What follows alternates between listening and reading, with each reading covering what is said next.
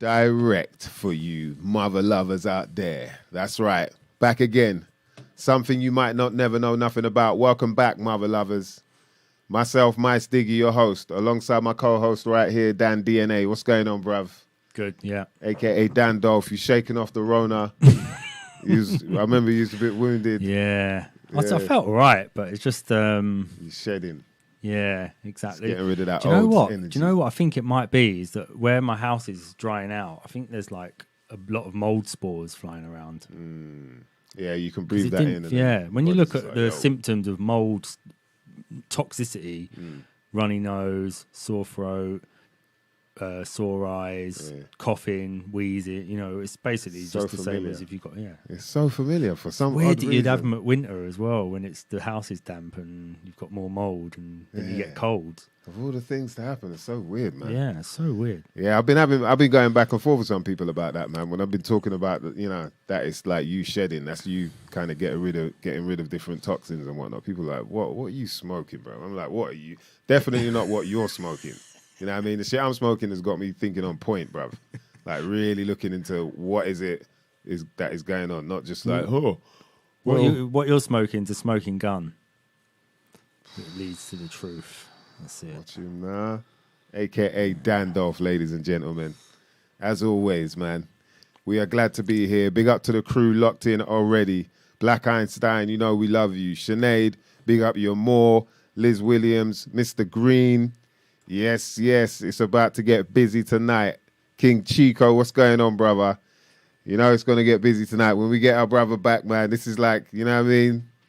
It's like, hey, we should do it. We should do a colossal show one time and get a few of our friends on so we can all exchange. A round table. Yeah, round table type thing. But yeah, you know for sure we got to get this guy on. You know what I mean? Yeah. So I'm looking forward to tonight.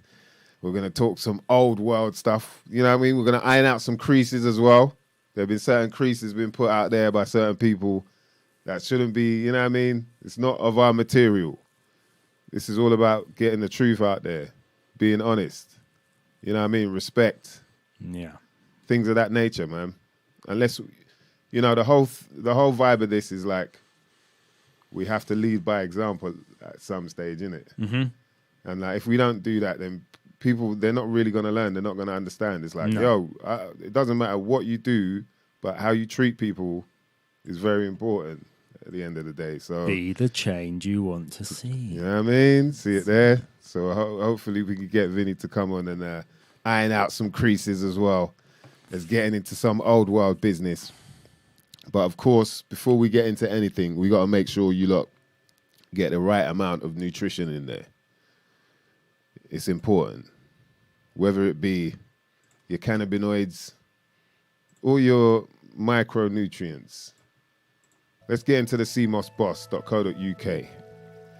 And you know, as always, I got to have my music with me just to make this extra special for all of the ladies out there.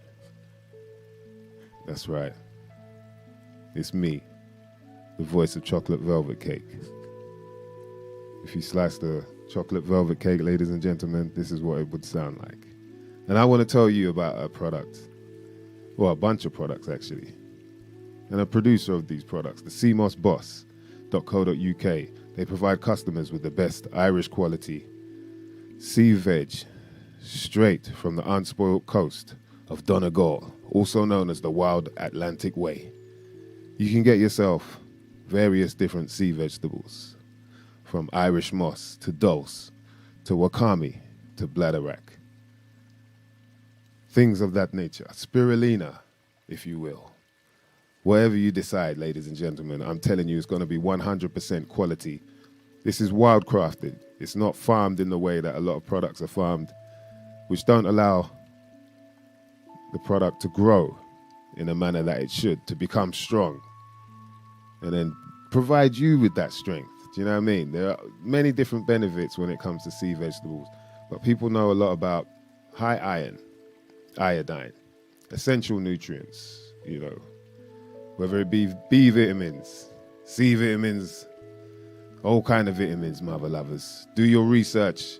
Don't believe me. You don't have to believe the hype. You know what I mean? Just make sure you do your research. If you feel like you got brittle bones, you know, your skin ain't glowing like it should, your hair don't grow like it's supposed to, you might need to sort yourself out with the right amount of nutrients. And things like sea moss can definitely do that for you. If you want to get your quality products of that nature, do hit up the seamossboss.co.uk. And when you get to the checkout, ladies and gentlemen, make sure you type in about 20. That's ABOUT 20. And you'll get yourself 20% off any order from the seamossboss.co.uk. That's me, Larry White, younger cousin first removed from Barry White. And I want to thank all the ladies out there in the sea moss. You reckon, Larry White, I could get away with that? I feel like I could do it with the music behind me. Might be able to work, D. Might be able to work. Hey, it's about that time though, ladies and gents. I've been looking forward to this, man, because it's been a minute since we checked in with our brother from the Bronx. I've got to get the accent right. You know what I'm saying? I got to get my New York accent right. That's first of all. Vinny B, what's going on, brother? Let's get some fire emojis there, man. Always fun. Always happy to see you, man. And yes, likewise, King. Yeah, I like hearing the UK accent. You know, I'm used to this one. I like hearing you too. Yeah, it's funny, man. I always wonder, like, it must be kind of weird for you hearing that we're talking about the same type of stuff, but then you hear it with a different voice, different accent, like different slang as well. Yeah, like the first time I heard rap, like a British rapper. Yeah. I think it was a guy named like A Spirit. I don't know if you know him, A Spirit, but yeah, it was like the first time I was like, "Whoa, what is this?" You know. How long ago was that? You too. It's like I like it. You know. Wow. So is it like recent that you've been hearing UK accent rapping? It's not like you've heard it ages ago, or?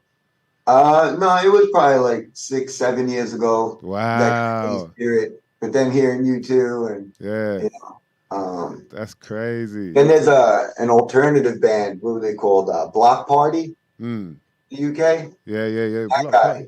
Yeah. You remind me of him, like, and he's got a great voice, you know. And it was the first time hearing, like, you know, alternative rock music with a British like accent for me, like that.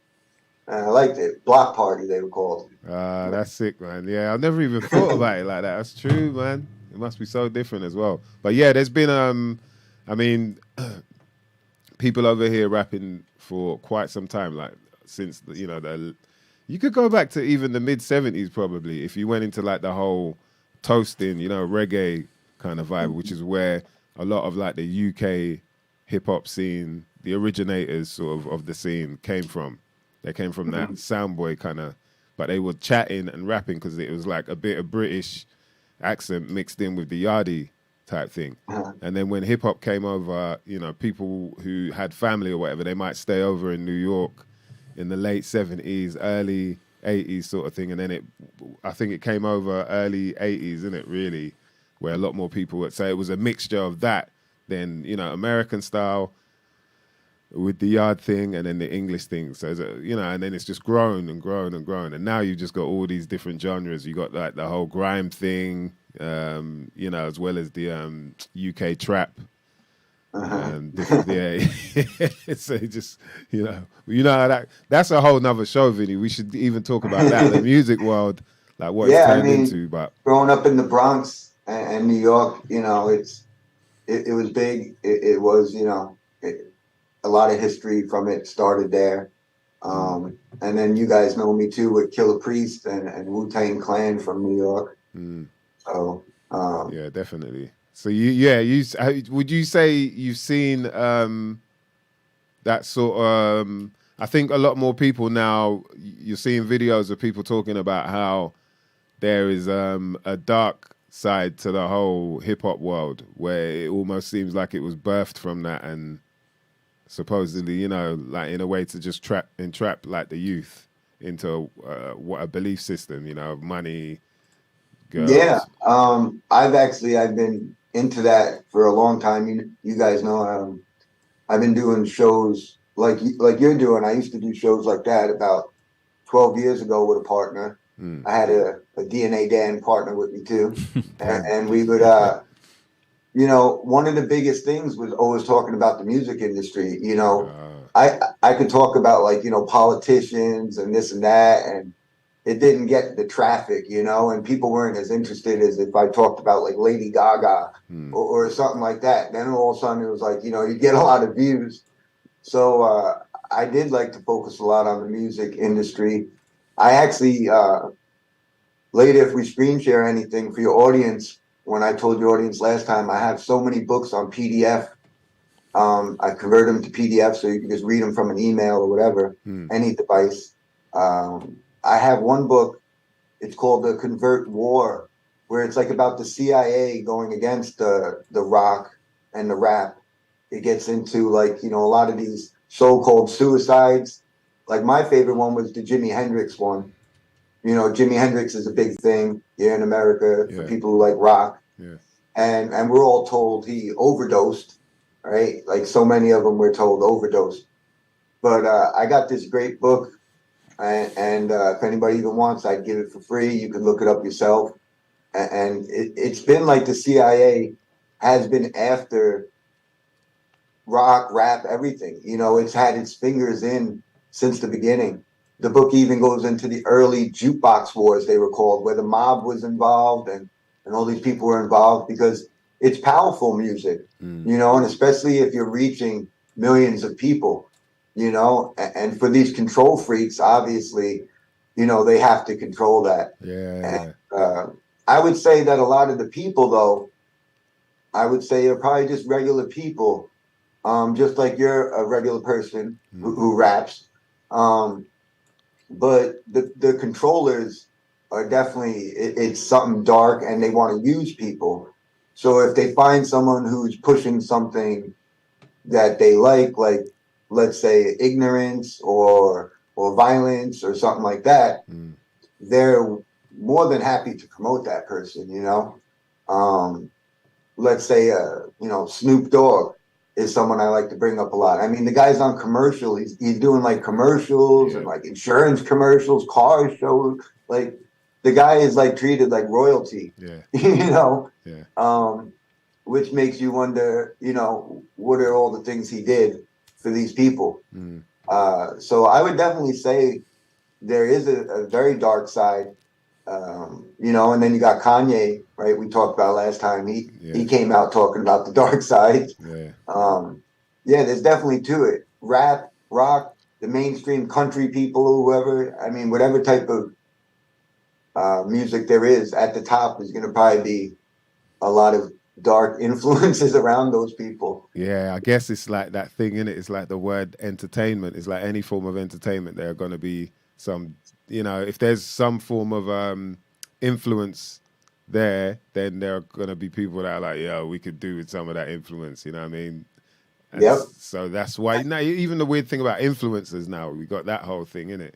Yeah, like Andrew Tate and these people, the social influence, right? Yeah, social influences. That's crazy. And people accept it as well. Yeah, man, you should listen to this guy. Have you heard this guy? You should listen to him, man, because he's talking sense. It's like, it's crazy, man. But yeah, I guess, we should do that for another show, man. Get into some of the music side of it, because it has got very, very weird all of a sudden. Yeah, well, it's gotten very dark, right? Like in your face. I feel like they're not hiding it as much anymore. Yeah, I think it was always there, but it had to be sort of like subliminal and hidden, because the majority of people would be like, whoa, this is like some demon stuff, right? Like, what's going on here?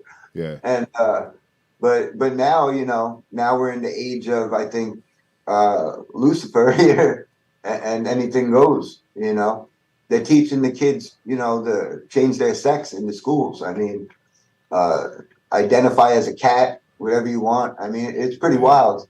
It's pretty wild what's going on. Yeah, it is wild, man. You definitely got to look out for the kids, boy. I've had conversations with, like, family, and they've talked about that, where 10-year-olds saying, like, I don't care about any of that stuff. Like, I don't know why I have to be involved in any, and that's like, wow, at that age, that's the last thing you need to be thinking about, what sex you are, It's like, it's craziness, man. Craziness, bruv. Yeah. Speaking of craziness, man, I think we got to allow you, lay the floor for you to stand on. You know what I mean? We saw some things happening. I had a conversation with someone who also watches the Killah Priest show, and we saw there was a bit of melee a few weeks back with yourself and a lady named Napah Shadar. Is that right? Yeah. You had had a guest come on. As people know, Vinny hooks up a lot of guests for various shows, and one namely the Killah Priest podcast. And basically, you had John Ramirez coming up to do an interview, or to take part in the podcast. And then it all went a bit weird. It was like you were usual, come on to do your intro, like you should. But then it was a bit messy. Like, you were getting called Dracula and whatnot. I think a lot of people heard it as much as it was denied. But lay the floor for you to say your piece on what went down and why. Yeah, and it's a pleasure to do it with you and your audience. Again, you're always very nice to me, and non-censorship, open to talk. Always, man. I'd love to share it here. I didn't get to share a lot of it there because you got cut off. Yeah, I got cut off, and then I found out about the past 5-6 months, Napah Shadar has been basically editing and moderating for Killah Priest. So she's going around for the past 5-6 months removing comments that anybody says about her. I didn't really know much about her. It was my man Tazadak, Tazadak, the law expert, the Israelite brother. I brought him on a couple of times. So, me and Killah, we used to be really close and we talk a lot. And in the beginning, it was exciting, doing big shows, getting a lot of guests. But all of a sudden, it seemed like he basically was too busy for me for a while, which is fine. We all get busy, and I know who he is, and I imagine he gets busy. So I didn't take it personal. But I come on with a show with Tazadak, and all of a sudden, this girl comes out and starts accusing him of treating, having sex with this girl and treating her like crap and passing her around, and made all these really nasty accusations and was really nasty to him. And then she ran away. This was Napah. Was this on the show? During the live stream? Priest podcast. Yeah. Oh, wow. This was my first interaction, to let you know how I found out about her. My first interaction with her. Jeez, was she came on, made this false claim, and then ran away. And I was actually surprised, shout out to Tazadak, man, for holding his composure and not disrespecting Killah Priest or anything. He let it be. But then after the show, people were trying to call her out. And I remember he hits me up the next day and he's like, yo, I don't know what's going on, but, a lot of people are trying to say stuff and defend me, and they're all being removed, And I'm like, well, Killah's never done that, I don't think they're about censorship, So I hit up Killah, and Killah's like, oh yeah, Napah, women, blah, blah, blah. And I'm just like, okay, yeah, but it's your show, what are you being a beta for, and I was just like surprised that he just basically blamed her. But that was my first interaction. Then the next time I did a show, she attacked Johnny Cerrucci, another one of my guests. So after the show, Tazadak tells me who she is and the whole thing with Sinetta. And you know, I didn't know all that about Sinetta and how she was with Sinetta. And I would love, and you should one day, you all go to Rumble and go to Tazadak's thing. He made a video. After we did that show and she attacked him on Killah Priest, the next day he made a video called Napah, She's a Thought, right? And in the video, they show her like shaking her ass and doing all this stuff. And it's like really good because Tazadak he's so talented in many ways. And he makes music, great editing. And he did it in like one day. And yeah, so people want to see that. But so he sent that to me, and that's how I got to learn first about her and the whole Sinetta thing. And so what is the Sinetta thing? Because for people who don't know, Sinetta is another channel that it's a guy that hosts various different like debates between, you can say, different belief systems, I guess. You get like the sort of Israelites who might go at the Egyptians or, you know, the, you know, Hotep types. And then you've got Christians that go, you know, they go back and forth, but it'll be like a platform where they can, he like allows that. Yeah. Almost like Killah Priest and them and people do, right? Like a podcraft or podcast or whatever. Yeah. And so Napah she was like a co-host or something like that. Is that right? Well, yeah, it seems like they were hooking up. You know, from what I understood and what Tazadak and these people are saying is she got passed around the Israelite community. She, you know, banged a lot of those dudes. They just kept passing her around. Then when they were done with her, she went over to Sinetta and was getting, you know, she was with Sinetta. Is that official or that's just rumors? Like, we don't want to put out stuff. Well, no, I mean, Tazadak sent me, you know, the clip of him, of Sinetta yelling at her, like, stop calling me your husband and this and that. And, you know, so she was trying to tell people she was married to him, but it wasn't a real marriage. It was just her trying to claim him in my understanding. Yeah. And then he was like, when he realized what she was and didn't want nothing to do with her. And from my understanding, what other people tell me is she was destroying his show. So Sinetta got rid of her. Wow. And then I believe she basically shows up with Killah Priest is how I'm following this breadcrumb trail of Napah Shaddad. So, you know, so like I said, my first interactions with her on the Killah Priest show weren't professional or anything I wanted to deal with, you know. And again, I don't judge people like that, where I don't care, you know, if Killah Priest is, you know, hooking up or doing whatever and he likes this girl, that's cool. You want to do shows with her, that's cool, you know. But if you want me to do something, I don't want nothing to do with her. And I let him know this. And for people who don't know that, because a lot of people are like, oh, you know, after that show, a lot of people like, you know, Vinny, you shouldn't have done it publicly, but maybe after this, you know, and other things, people understand. Like, I did try to do this privately. I didn't want this to happen. I didn't want to fight. I wanted everything to go good. The guy you mentioned, John Ramirez, I mean, to me, he's such a big name. Again, he grew up in the Bronx like me, you know, so again, you know, I love this guy because he's from my neighborhood, and he was this Puerto Rican guy talking about growing up doing all these rituals and growing up worshiping the devil and how he was this high priest, and amazing stories, amazing guy who then converts to being a Christian. So I was excited to do this show for like months. I've never done a show with John Ramirez, so I was extremely looking forward to this. And I kept telling Killah Priest about this. This is big. I mean, there's people who don't even have a big channel, and they'll just put like ex-Satanist John Ramirez do a show, and it's like hundreds of thousands of views. You know, it's an interesting topic. It's a big name. It should have been a big show. So Killah, you know, basically the whole time is too busy. And I was just, again, trying to the benefit of the doubt. Let's just make it happen, you know. So basically the day comes of the show, and I'm like, Killah, you know, today got that big show. Just want you to be sure, you know, you're ready.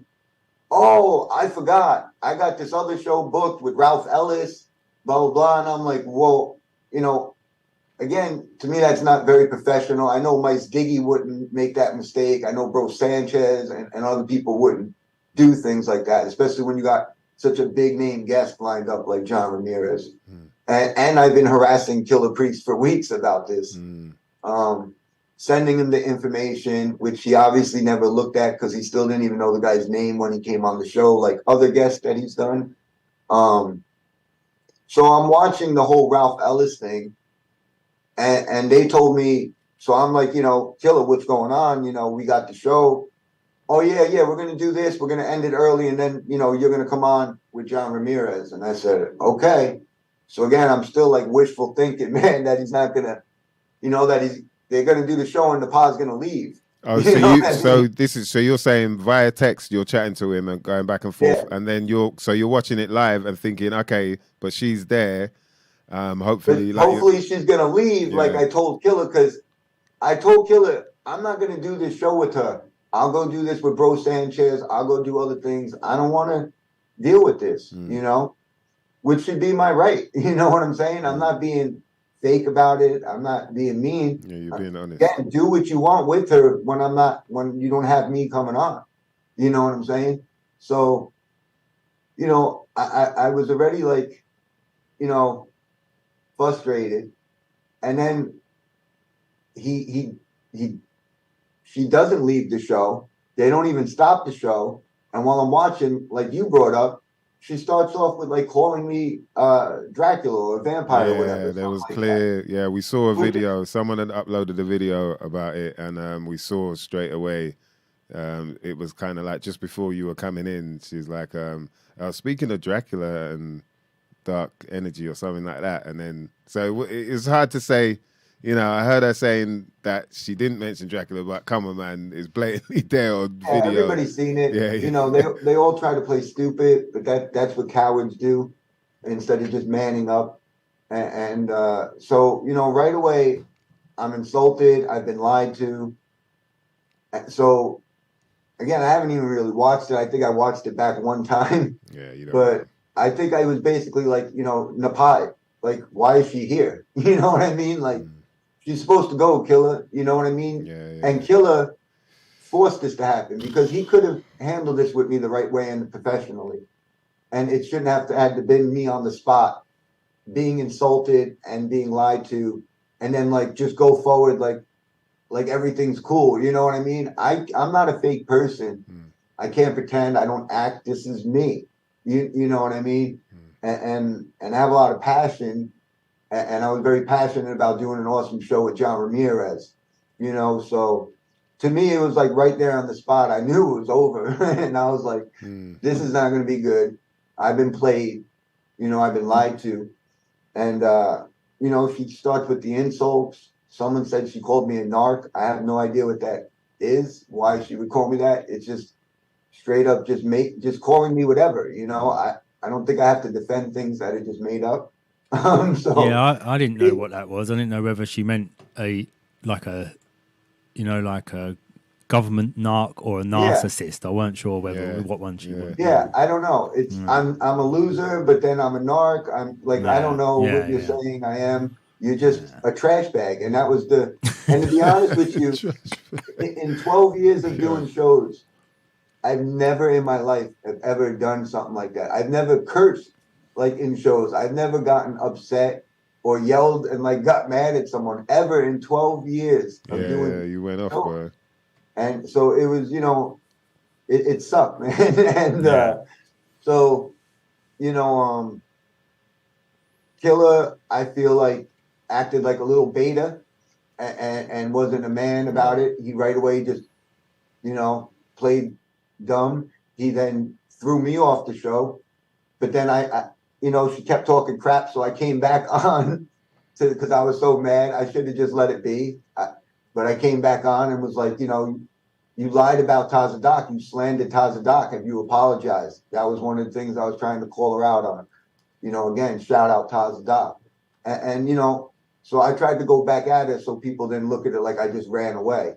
It was like, this isn't going to work out. We're going to be fighting, and they're going to clearly throw me off because that's Killah's booty right now, I guess. So, that's his spiritual wife or whatever now, like Sinetta or something. So anyway, I just was done. And then they just went on like nothing. And Killah He's never said anything since the show, and I have nothing to say to Killah. I said what I had to say to him in private, off the air stuff, and he had no response. So, you know, I now am just working with Bro Sanchez to do big shows. Shout out Bro Sanchez. You know, I really like Bro Sanchez a lot. And again, it's not, we don't agree on everything. Me and him were talking yesterday on the phone. I got big news for you and your audience too. I could drop 2 just yesterday. What's that? You know, yeah. So this guy, well, yeah. So me and Sanchez, you know, I brought Bart Sabrell on there. If people want to see Golden Wings Media. We did one. I did one with Jerry Meltology, and then I think about 2 weeks ago I brought Fritz Sprigmeyer, the author of Illuminati Bloodlines. Jeez, and Vinny B, buddy. So that's crazy, man. So you know, I'm starting to work with Bro Sanchez now. It's more professional. Again, we might not agree on everything, but just like with Killah Priest or you guys or anyone I work with, I'm not like the Vatican and the Inquisition people, the Jesuits. You know, everybody has their own beliefs, and I don't hate on people. I don't try to force people to convert. Like you mentioned in the beginning before I even got on, you know, leading by example, you know, things like that. So, you know, I respect his work, how hard he works. The guy's at it every day. So, you know, I've teamed up with Bro Sanchez. Yeah. And Big up, Bro so the Sanchez. next thing I really wanted to do is, I think you and your audience might have heard of this guy. His name is Eric Dollard.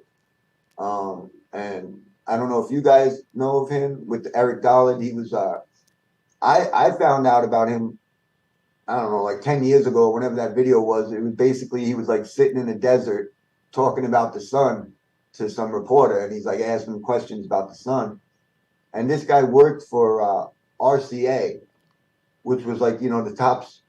It had the best equipment for studying the sun. It had to do with communications, radio, stuff like that, which is all based off of the sun's frequency.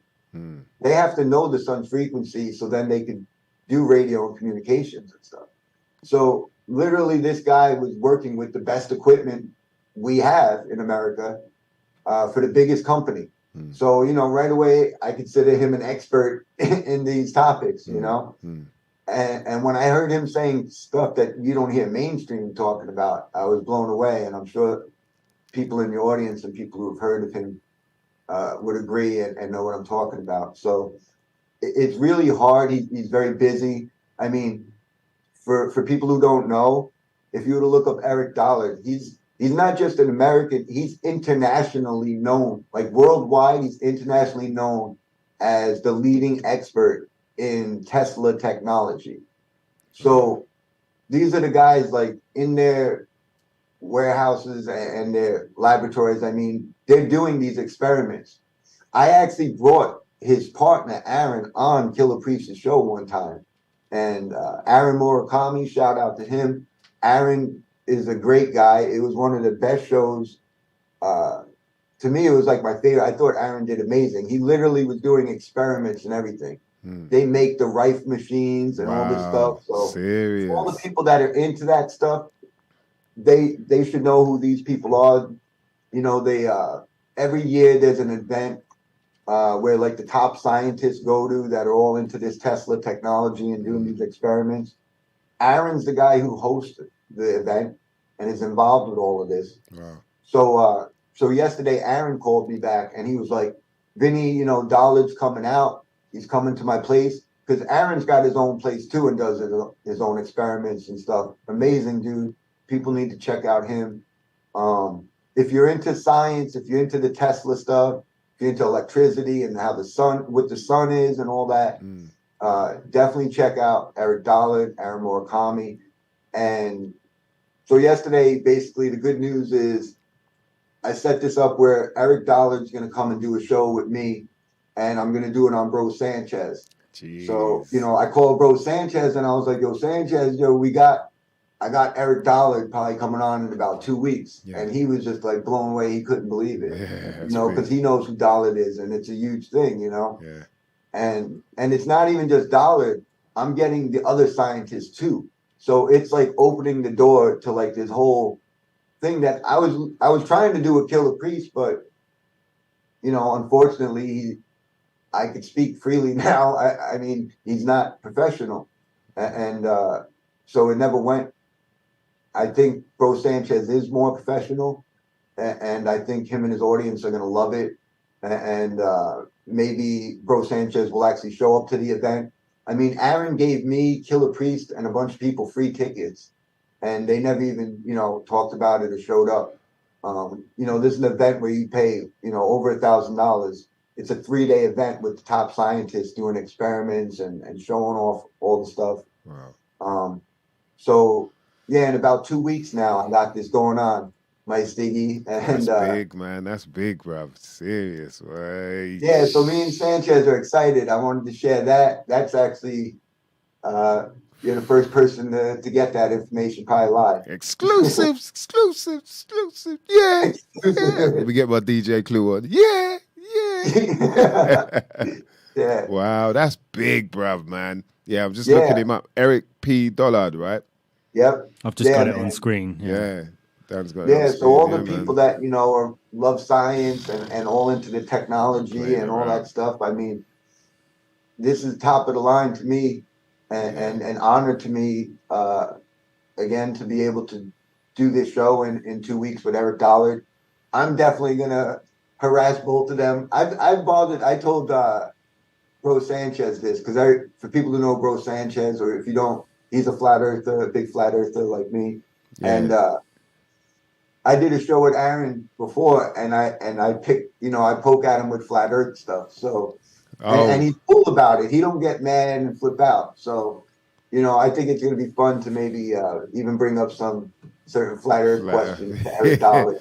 That I never heard anybody ask him. I'd like to ask a few questions to Eric Dollard. Yeah, it's interesting speaking to people like that are obviously they've been trained and they understand how the science works from, the mainstream point of view, but then have seen things that have made them realize that this isn't all, working towards, we're not all working towards the same goal here. So they've stepped outside of it, but then still I guess it just seems like they're not open to any conversation to do with that, like the whole flat earth, or, maybe we're not on a ball, or are the measurements right? It's funny, even Bart Sabrell, the guy who's saying the moon landing is fake and got punched by Buzz, I mean, even he doesn't really want to debate the flat earth stuff, but,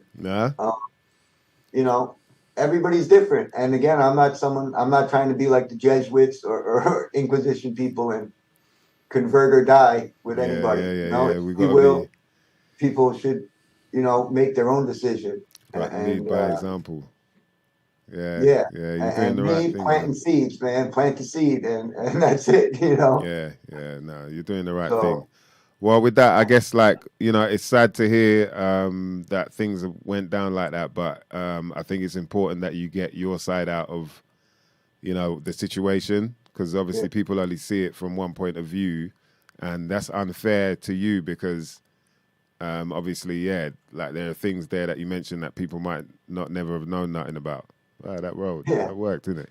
Yeah, they might not have known about and thought that you were just being extreme. I could see how people could see it was coming off as extreme, but as he said, you'd already sort of spoken about the situation and then felt like there was nothing really coming of that. So it was already like you feel disrespected, the double booking thing.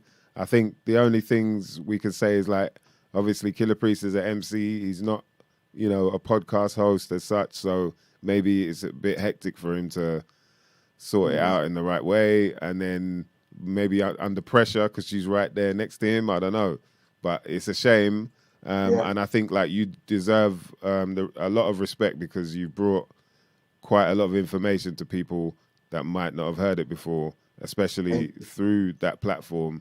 It's drawn a lot more people to that platform as well, And there have been various like really good conversations off of the back of the people that you've brought together. You know what I mean? Like I've seen like when it's Lord Jamar and David Wise and, you know, like all these different people communicating and then sharing their thoughts on things, you know, and I think that's really important, man. So as long as you can get to do it anywhere you can, like you said, man, you know, Vinny's like the Lone Ranger, man. He hops from here to there, but he's just got this bag full of, you know, all these various different books that have got numbers on them and, you know, codes. And if he needs to get in touch with the right person. So I'm glad to hear that Bro Sanchez is on board with you as well, man. So yeah. I think that's a lot of big things to come, man. So, you know, the train keeps moving. The train keeps moving. Man. Yeah, man. I appreciate everything you're saying. And I agree, you know, I got to do a lot there. I definitely changed a lot. I mean, when I first showed up, it was all, you know, the Pan-African Kemetic guys. I think he had only like 24,000 subscribers. You know, I almost tripled their audience in the 1 year that I was there. They already had the show for 4 years. You know, I did a lot. All the big shows basically the big shows were all mine the past year. I know people. I didn't even realize that as well. When you broke it down, I was like, what? Yeah, and I want to say something to defend myself too, because, you know, some people like, oh, you know, she made the comment, oh, Vinny thinks it's his show. Again, people have no idea that Killah would constantly tell me to come on every show, and I didn't. And it's because it's not about me. It was never about me. It's never gonna be about me. I don't care. Like, I know, like, I'm not going to be allowed to anyway have big channels and things. I've been cut off. That's also why I hop around, like you mentioned, Diggy. But you know, it could have been a lot of the shows and everything. Like I said, so many of them I didn't even show up because I didn't want to just sit there just to be like, I did this, or, you know, I'm a part of it. Go to my page, send me money. It was never any of that. You know, there was a lot of shows that people have no idea that it was the guests were there because I set it up. I just never showed up. Yeah. And I never got credit for the majority of things I did there. And because I'm trying to be a humble Christian, I never got mad and like made them like, you better give me credit. I need this. I need money. I need you to promote me. It was never that. I honestly, sincerely want the truth out there. I want to help people. I want people to wake up. I'm tired of people being hurt by these lies, by these demons in charge. And that's the motivation. And I did, like when I first showed up, nobody even knew what a Jesuit was. You know what I mean? And then months later, Killah Priest makes a rap song and he's talking about the Jesuits. You know, people now, a year later, or over a year later, they see my face. They're like, hey, the Jesuits guy, the Jesuits. And now everybody, basically, the Jesuits are like a common term. You know, when I first showed up there, I was bringing up Tartaria, mud flood, all these things, you know, and I did the best I could to bring the best experts and do these big shows. And a lot of times I didn't show up because, you know, I wasn't trying to make it my show. You know what I mean? Just like MysDiggi, I love MysDiggi and respect him.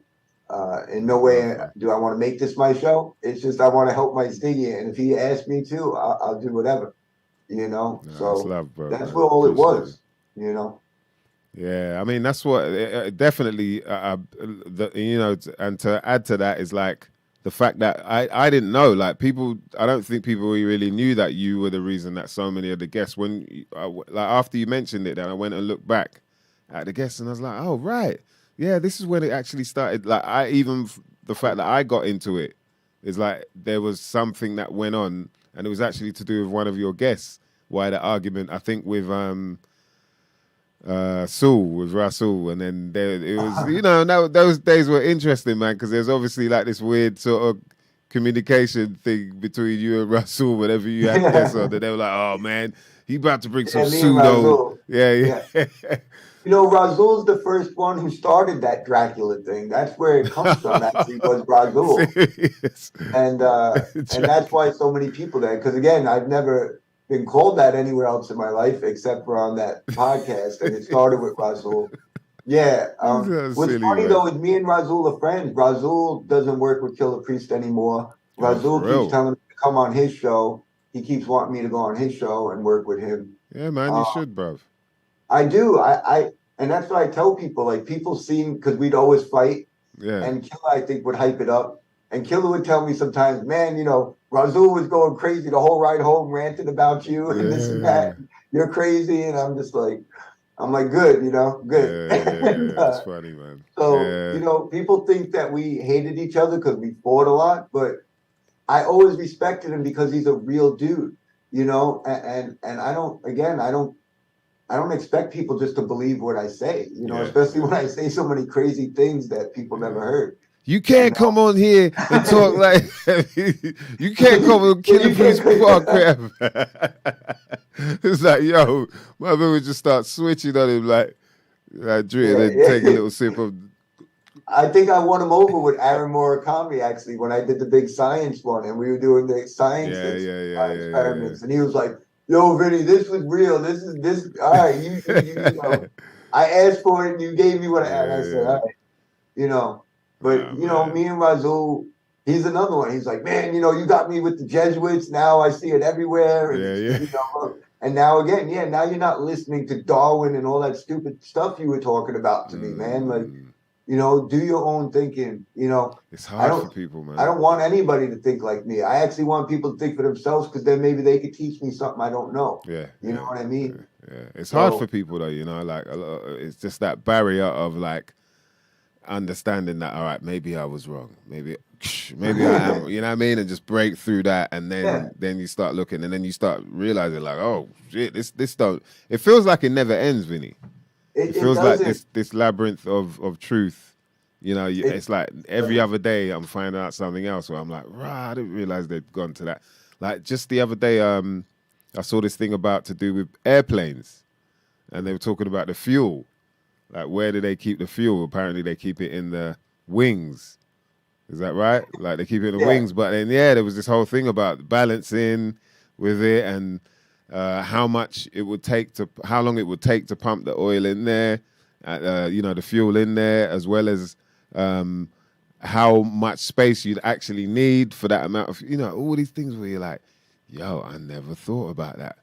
And, you know what I mean? And then there's a lot. Yeah, there's so much. You're right. Man. Yeah. It's like never ends. Yeah, so I think it is hard for people in that sense because maybe they realize that that's what it might take is that you're in this never-ending labyrinth of finding out, you know, if you can be bothered, I guess. Not everyone can be bothered. That's probably the other thing. Yeah, maybe let's be honest. Most, but true. Like when at some point people should have to, like for us who went down the rabbit hole, right? And look into this stuff. And I mean, at some point you have to do what I said I did a long time ago, which is say everything that we're told is a lie, and you have to start over. And you know, I did it a long time ago, so I think that's why I've just been a little bit in front of the curve on some of the issues. You know, it's not like I feel I'm special or have magic powers or anything. Or you know, anything like that. It's just, this is all I've done. You know, I threw everything out the window back in like 2005 or 6, you know, and it was like, all right, just start over, you know, and then it still took for a long time to get through stuff. And, you know, and like you said, even after all this time, almost 20 years, right, for me, I'm still finding out new stuff. There's still something you and Dan could teach me today. There's still something tomorrow that, you know, I'll see on YouTube or something and be like, oh, I didn't know that. You know what I mean? Yeah. Sure. And another rabbit hole or something, you know? Yeah. So, yeah, I've always tried to make it like it's not about me. It's not about being an expert. It's not about, you know, you have to know everything and you can't make a mistake. It's just asking the questions. So others and all of us could start thinking and talking about at least this conversation, just bringing it to the table, like I did with the Jesuits or whatever else, and now it's the old world, the Tartaria, if you want to get into a little, right? Segment into. Yeah, man. Yeah, because it's been very, I'd say like the theme has seemed to gone into that direction quite heavily when I'm looking at stuff. People talking about, obviously, I think last year was where it was really heavy on the whole Tartaria, and the year before. But then now people are going into more of an old world, like almost like they're trying to go further back than the Tartaria thing. And then, so there are these ideas that have been floating around from, like the Finnish being Phoenician, there's some link there. And then, what else there? Just like a lot of other things to do with certain areas around the world not being exactly what they were painted out to be, in our modern day. You remember the show I did with Kamiru. He's another great example. Yeah. For people who don't know him, I tried to bring him on Killah Priest, and that didn't go. Oh man, that was my days. I thought, that was a mess, man. That was really bad. Bruv, I forgot about that. That was a mess. So even after that, you actually managed to work things out. Like after that I did, but then it still like never really got worked out, and to this day, Kamiru feels, insulted and isn't cool with Killah Priest. Yeah. He got mad at me a few times, but it is what it is. I had good intentions, and it was to get the thing out there. And then, like you said, it didn't work with Kamiru, but then I was able to get him Dane Calloway, and that's why I was like, yo, then jeez, man. I hate to bring up race and stuff, but I like just being real and stuff. Like, it felt like Kamiru was he's considered white, and I was considered white, and a lot of that audience and people didn't like hearing that information from. I saw that. So I was like, again, I don't even take it personal. Like, I'm so beyond all this stuff. I'm being honest. So I'm just like, listen, that's why you need to get Dane Calloway. But Dane Calloway won't talk to me because I'm a paleface. And he keeps so I found out Lord Jamal was his friend. So I told Killah, I said, Killah, talk to Lord Jamal. Lord Jamal got Dane Calloway's contact. And that's how he was able to get Dane Calloway. So again, at least some of that information got out there. I personally think Kamiru is way better than Dane Calloway, my opinion. I do think Dane is a little bit racist in ways, but that doesn't take away from his research, in my opinion. And I'll still promote his stuff because I think he's exposing a really important secrets they're hiding. Yeah, and like you said, Kamiru. I'd rather talk about Kamiru because I think he's done more work on the stuff too. Is tying in how America actually having more proof that Egypt is actually over here and not in that sand in Africa. That area that they tell us. Say that again, Vinny, because Rome is where Italy is now, and this and that, and again, it's crazy for a lot of people at first. And that's bring it back. Say that again. Drop that again, Vinny, just in case people didn't get what you're saying there. Okay, so a lot of the things that they keep telling us is out in Europe, where you guys are from. Actually, it looks like there's a lot of evidence that it was actually here. Which again, it's funny because I always talk about the opposite, these people, and they talk about this is the new world. Well, maybe this was the old world. And the old world, Babylon and Egypt, that they keep trying to tell us is out in Africa. Kamiru, and he's not the only one. There's lots of people. I just like to mention Kamiru because I think he's done the best work, and I've worked with him. But I looked into this before Kamiru, and there's a lot of evidence. Like, my favorite one is Utah. Right? We have a state called Utah in America. Well, if you put a J in front of Utah, what do you have? You have Jutah. Jutah. Right? And when you start looking into the history of Utah, there's like all these biblical names and mountains and this and that are right there. Like literally, we have it's called I think it's a national park. It's called like Zion. It's called National Park Zion. Zion National Park. Utah. Mount Nebo. Mount Nebo is a biblical city for and it's in Utah. You got a lot of evidence that there was all these Egyptian relics there that it seems like the Mormons and them when they went there stole, and they're covering up all the Egyptian relics.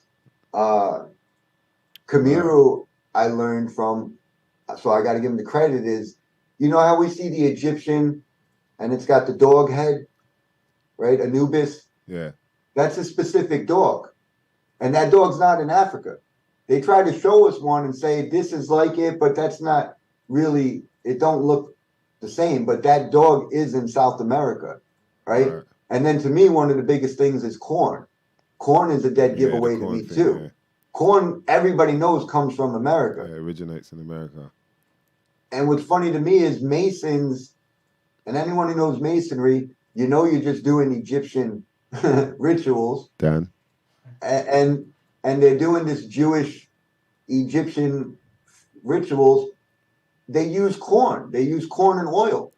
So corn from here, you know what I'm saying? Like the breadbasket of the world where we were told Egypt was, well, now we're told it's here, right? Where all the corn and all the stuff's coming from, the breadbasket. Well, is this actually where ancient Egypt really was?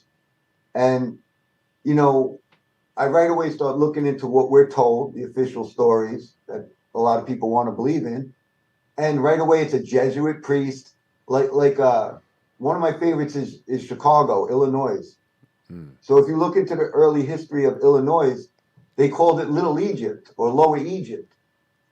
And they mark it off as this Jesuit priest came in the 1800s and was like, oh yeah, this reminds me of, the biblical story of Egypt. So I'm going to name this, Egypt.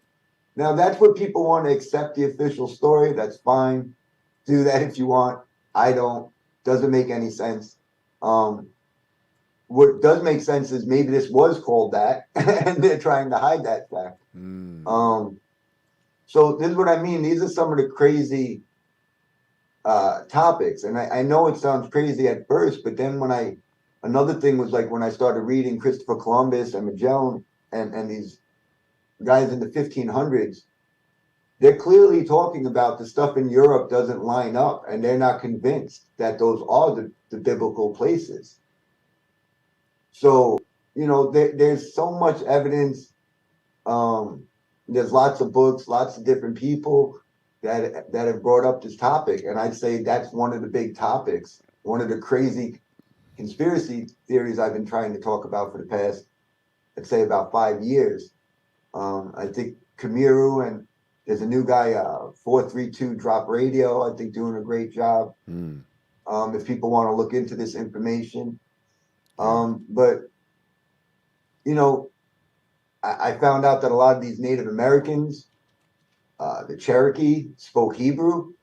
Like they basically, it's the same language. So a lot of these Paleo Hebrew, is that right? Paleo Hebrew. Yeah. Then I found out that Florida, there was a Native American tribe. They're called the Creek Indians, and we're taught about these Creek Indians down in Florida. Well, if you change the C to a G, you got the Greeks, right? and when you start looking into them, guess what language that they speak? They speak Greek. The Creek Indians speak a Paleo-Greek language. So if you speak Greek, you would actually be able to communicate no problem with the Creek Indians in Florida. This is what I mean. There's a lot of stuff. Wow. So I can't do it justice in just a few words, and you know what I mean. So for people that are open-minded and want to check this stuff out, I would recommend Kamiru. 432 Drop Radio. I see so many people now that are calling America Egypt. Yeah, as a UBTV Yeah, as well. UBTV. He's really he good, does man. great work, I think. Yeah, he does really. He's got like a whole series on America as Egypt. Yeah, it's a newer guy who I think, again, it's good to see the new because maybe, it's updated from videos from 5 years ago. So, yeah, I would definitely, I've seen some of his stuff and I think he does great work. And again, it's, it's all of us together, Why does there have to be a leader? Nobody, there doesn't, it's so many great people that are looking into it. And that's why I do this stuff, that's why even when I first went on Killah Priest, that was one of the first things I was bringing up, man. I was like, yo, we need to talk about this and that. We need, talk about these buildings. They didn't build these buildings, man. Why are they buried? Yeah, so. Yeah. Well, that's the, I think that's a very important subject because it kind of helps us understand a bit more what is truth and what isn't in terms of what we've been told. You know what I mean? Like, so obviously looking into more of that stuff in terms of the old world idea, we've been looking at like you said, the whole idea of who was actually where at what point in terms of years, and how things have been dated, where they were from, and even that whole where they were from thing. It doesn't actually mean they were from where we think. Exactly. Like you've been saying. So things are being rearranged to that point. You know what I mean? There's talk about like places like Ireland where I believe I heard that it went to court and everything and they got it, it was approved that there were certain people that were of lineage from Egypt, from like some royalty from Egypt or something like that. And so there were, these tombs that are there, pyramids built there. And so it's like, okay, where were these places really? So there are people that talk about that was possibly ancient Chaldea and not necessarily in the Middle East, And that's the thing. And I agree with you. And the other thing that I think that I want to point out, I want to make sure I point out, because I think this is another big mind block they put on all of us.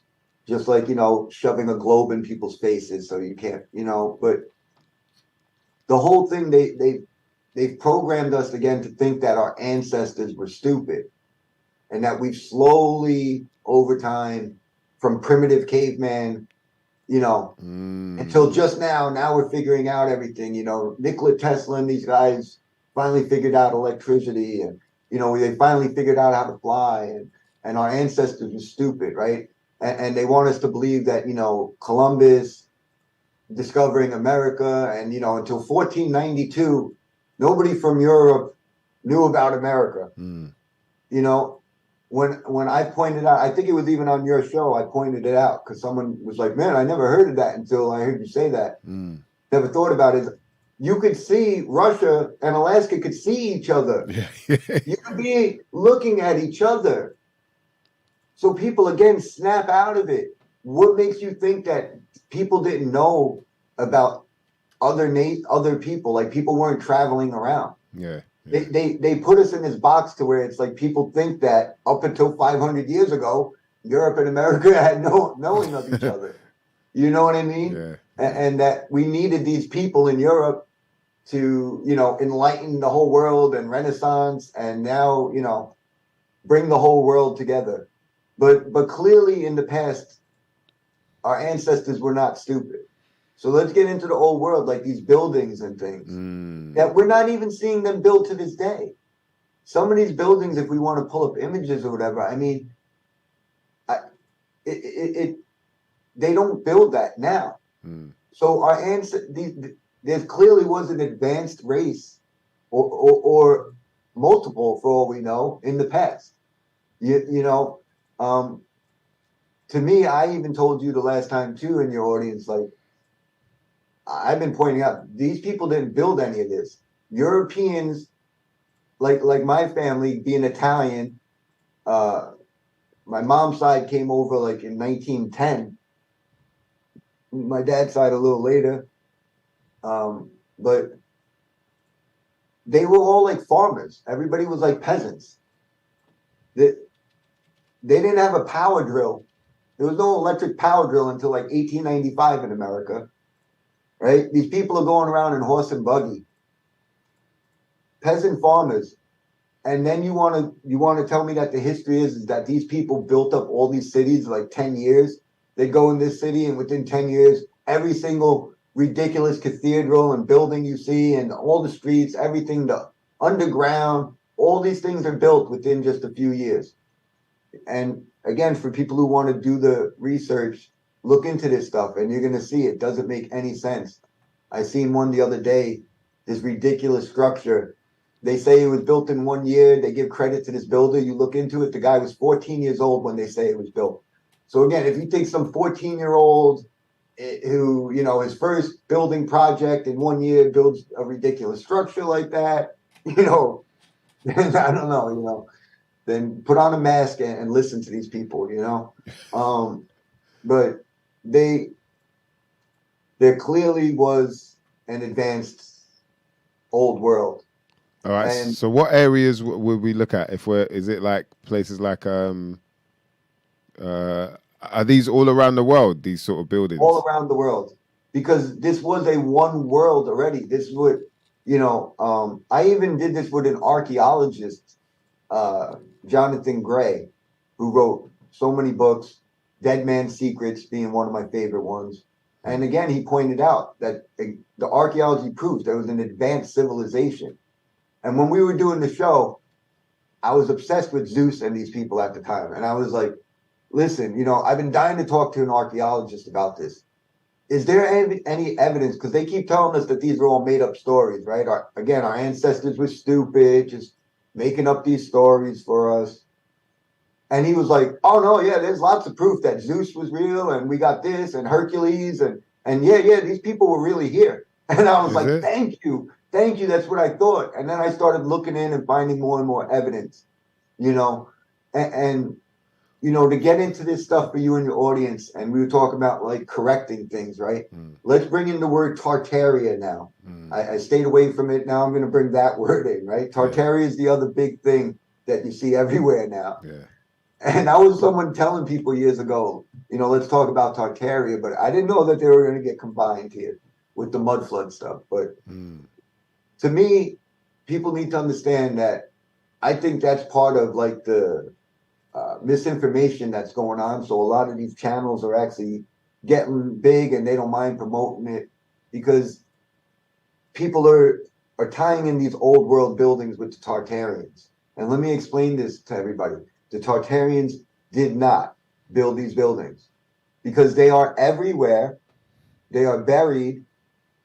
Most of these things are buried, right? They're worldwide, like you said. It's not just one location. It's all over the world.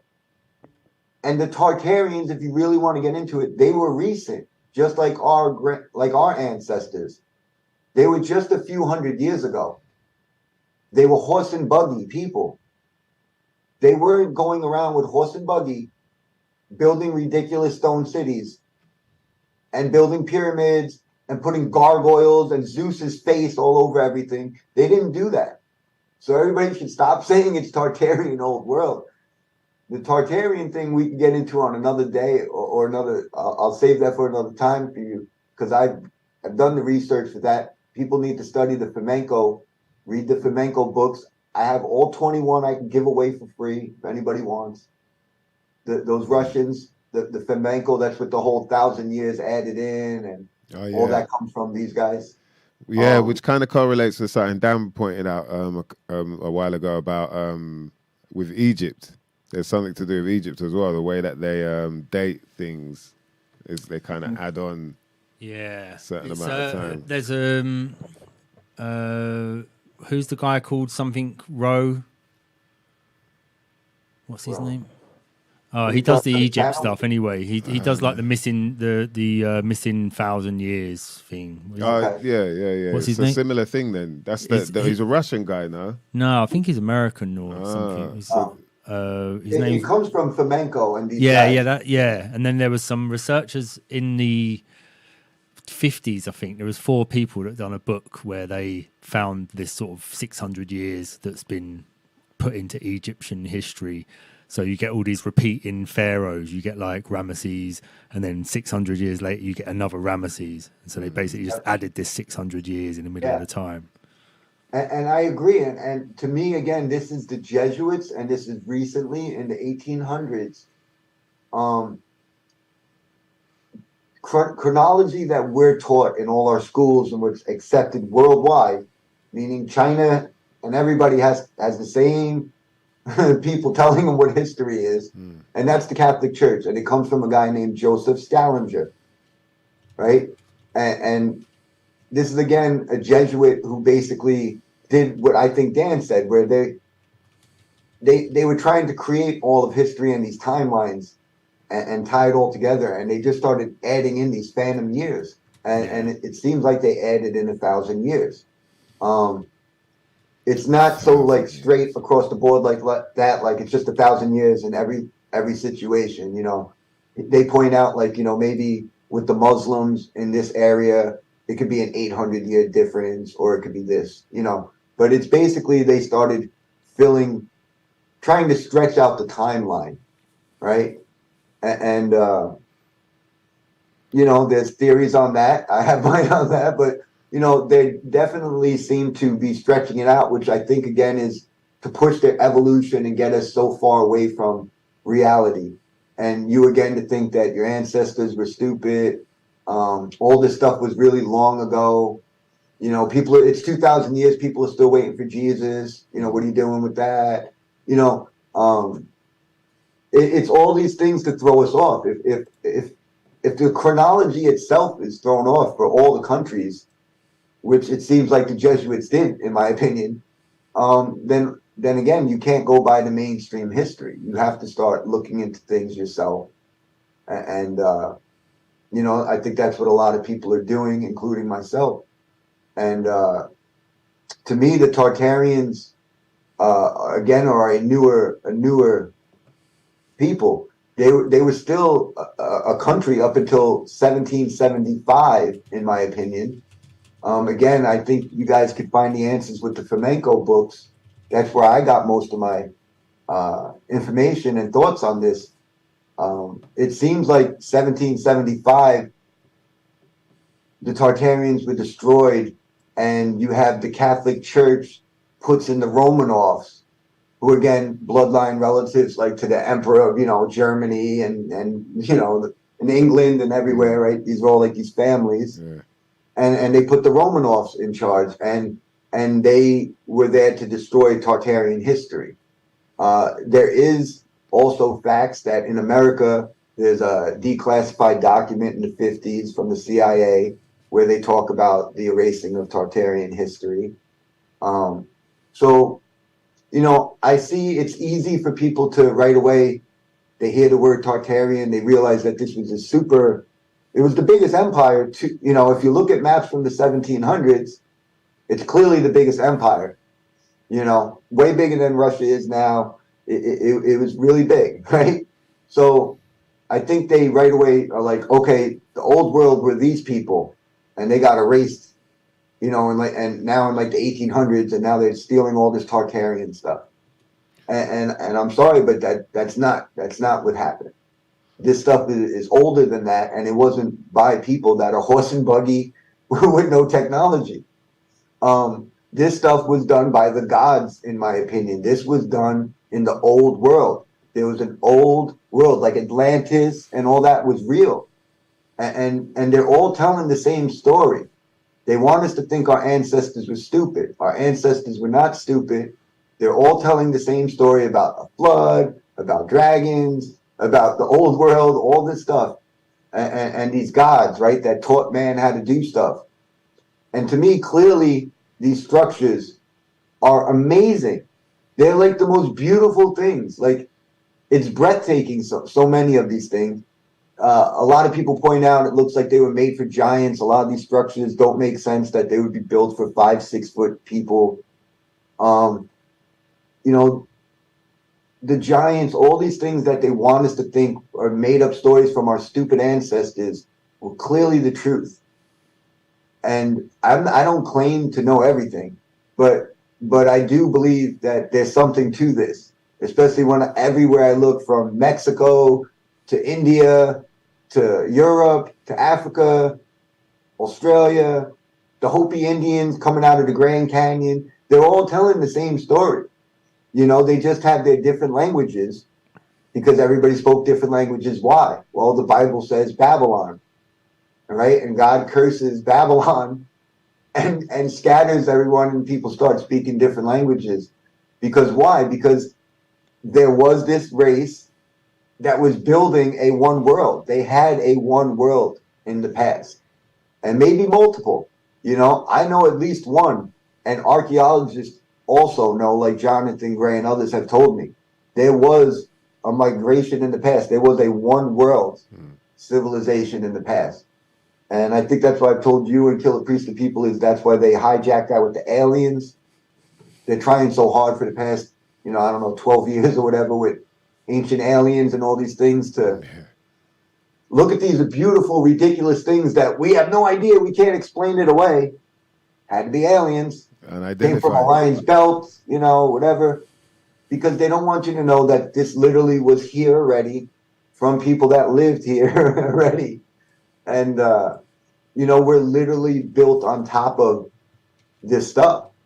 And that's why I think there actually might have been like two great civilizations. I think there was the super golden one that we're taught about in Greek mythology with the story of Atlantis and you know, the Aztec, everybody talking about the feathered serpent god and all these gods. And in the Bible, they're called the fallen angels, right? Everybody's telling the same story. Even the Bible's talking about this. And that these angels come, and these are the gods. And Lucifer being the main general, right? He's the main general, but there were other ones too, right? And in Greek mythology, you got Zeus, you got Poseidon, you got Hades, right? Poseidon was over Atlantis. He goes to war with Zeus. I mean, the symbols, the snake and the eagle, you know, this is Zeus and Poseidon. It's the same symbols. It's the same stories. They talk about, you know, these gods, so fallen angels, intermixing with man and creating offsprings that are giants. Right away, I think of the liger. You mix a tiger and a lion, and you got this super giant thing, right? Liger. Why couldn't it have been that? You know, these giants, fallen angels, whatever, mixing with man, and then you have this offspring that is a giant, and that's where you get the titans and all this stuff. I mean, I just don't think that our ancestors made up all the same stories. And again, it would make sense that that's what all these structures are, that there was an old world that got destroyed, and they don't want you to know about that. So the Catholic churches have been going around destroying everything and saying that they created everything and they founded, right? Didn't build.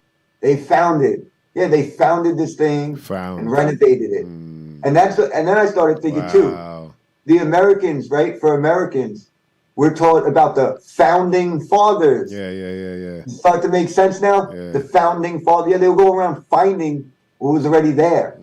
You know, they were setting up shop here, you know, with the Catholic Church and the European powers. It's like these families and stuff were setting up shop. You know what I mean?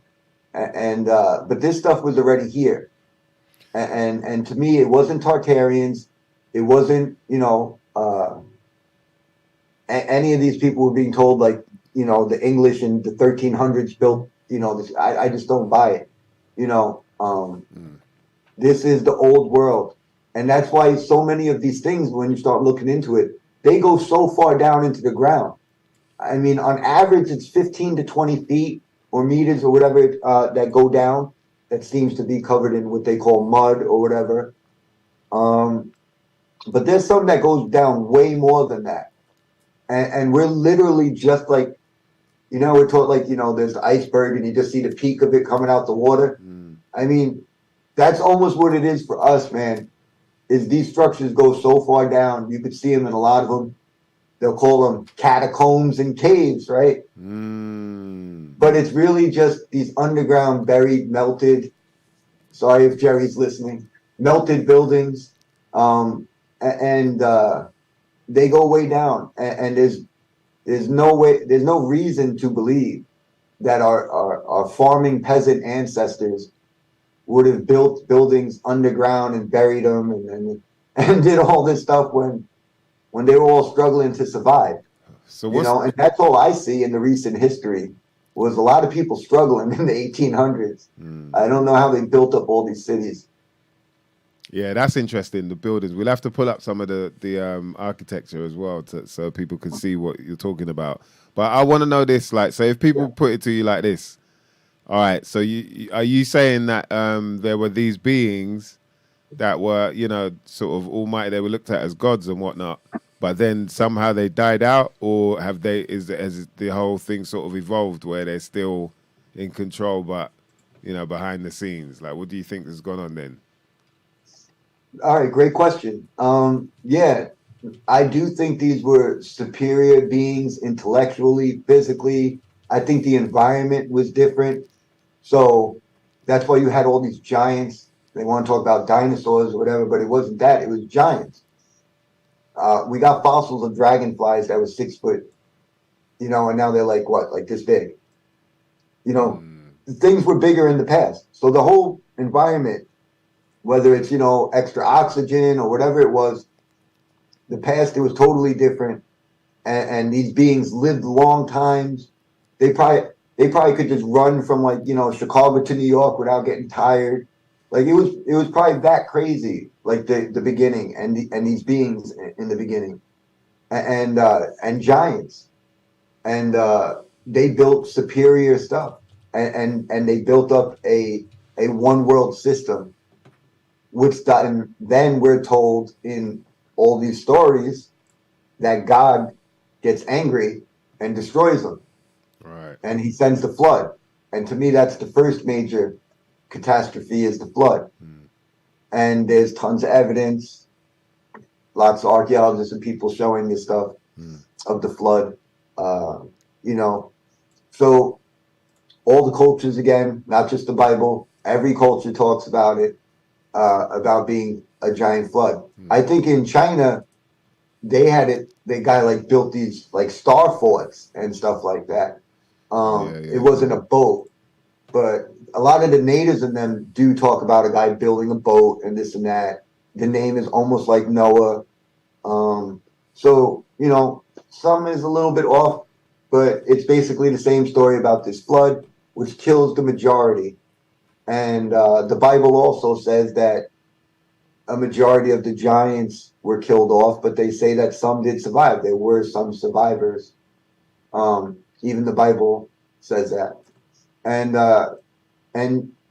the environment changes, and people weren't allowed to be that big anymore, didn't get to live that long of a life anymore. And I think that there might be something too where these families at least believe they come from are descendants of these gods. That's why I've even tried to talk to Fritz about it. But again, we don't know because we really can't go that far back, if we're being honest with ourselves. Yeah. I mean, all I can go back is like my grandmother and her generation, if I'm being honest. You know what I mean? Yeah. Which is funny. I don't know if I told you, I recently talked to my 96-year-old, my mom's uncle. Yeah. And he said that he remembers the orphan trains. Oh, wow. He didn't remember other stuff, but he was like, oh, yeah, I remember the orphan trains. He said, yeah, it went on for a little while. He said they were using them as slave labor for all the farmers. He said once all the farmers had enough slave labor, then the orphan train stopped. That's what my 96-year-old family member told me. So that's the orphan trains. Was that from Europe over to America or something like that?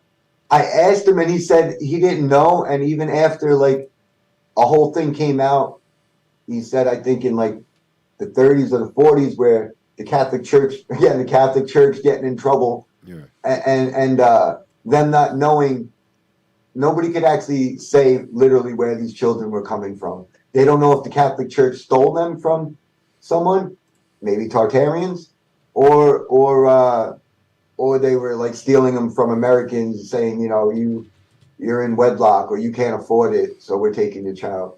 So there's still mixed. I still can't find the bottom of it. Yeah, that's some creepy business right there, man. Creepy business. Yeah, the incubator babies. Yeah, that whole Cabbage Patch Kids, right? That's what I mean. It definitely seems like something recently to happen in like the 1800s, and to me, it seems like it was a Jesuit takeover of America. But to stick with the old world stuff again, I mean, this stuff is everywhere. So out in England, anybody listening anywhere, you could literally just find this stuff, man. You could just go to your big cities, look up, so all the sort of town halls, cathedrals. Yeah. I mean, it's amazing, man. I went to this town. I got pictures from Milwaukee, Wisconsin in America, which is funny because in the 1800s, I found books where they were saying that this was Atlantis and Egypt. Ancient Egypt and Atlantis was actually Wisconsin and Chicago and like the middle of America. Wow. And it's weird because there's places here where it's like sand. It's all flatland. And all the trees out here, none of them are older than 100 years old. Mm. They say that they clear cut everything 100 years ago. I don't know. But it seems like some got destroyed here not that long ago. And that all this stuff is kind of new. And it's weird, like, again, like you're looking in the woods and there's sand everywhere. And it's like, why is there sand in the middle of America? And, clearly there's something else here. Okay. That is crazy. And there's this whole thing about the Nile and Mississippi River being... Yeah, which, because the original meaning of the Nile meant the Great River. And in America... the natives would call the what we now call Mississippi used to be called the Great River. Oh, and for real? It's funny because I even found Columbus and some of the explorers in the 1500s also pointed out they thought that was the actual like a real Nile River. They were blown away by what they saw out in South America and America. Which again proves that they weren't convinced that those are the actual places out in Europe. Out in the Middle East and whatnot. Yeah, we find Roman artifacts and stuff all over Florida and all over America. Roman coins, this and that. You got St. Augustine, Florida, and these places, and they got their cover story, the church that, I guess again. It doesn't make sense to me if you're about Jesus that you come and you're naming them after these Roman and this and that, but it doesn't really make much sense. But that's the official story, that everything here is named after the real places out there. But I don't know, man. Deep down, I think that there's more evidence that Babylon and ancient Israel and all that was here, Rome. Oh, for real, Israel as well. And so Greece, what was it? So I believe, is it the Fertile Crescent was actually, like there's a crescent in Florida, is it? Or something like that? Yeah, that's what I've heard. I don't know too much about that, but yeah, I've heard about that. And again, maybe also in the past, these people were going around. Maybe Rome was in America and in Europe. We got to stop thinking that they were stupid and didn't know that they could get across the water or that there was more land out there. I think that's the recent lie that they want to teach us, that our ancestors were stupid and that they're the geniuses who founded and gave us everything. Like even this, we talked about the Tesla stuff, like with Eric Dollard and them. I mean, at this point, I don't even think I think this stuff was already here and they had their best scientists from their big Jesuit universities come out and try to figure out the stuff that was already here. And they started finally figuring out this is how you get the power on. Someone really smart like Tesla was able to get the stuff that was already here operating. Oh, like reverse engineer it and then. Yeah. You know, I talked to my mom last night, Diggy, and I was asking her all about Italy and trying to know about my ancestors. Yeah. And my mom was like, Vinny, when in 1967, they still didn't even have indoor plumbing. You know, we were still going, they had an outhouse. They didn't have like air conditioning or nothing. And I'm like, but this is the Roman Empire, the greatest empire that ever existed. Yeah. And yet in 1967, you know, they don't even have an indoor plumbing still. Wow. But yet we see these structures with ridiculous plumbing, you know, ridiculous. I mean, we also see sort of a Greco-Roman style to these buildings everywhere. Or what we're told is what they were building, right?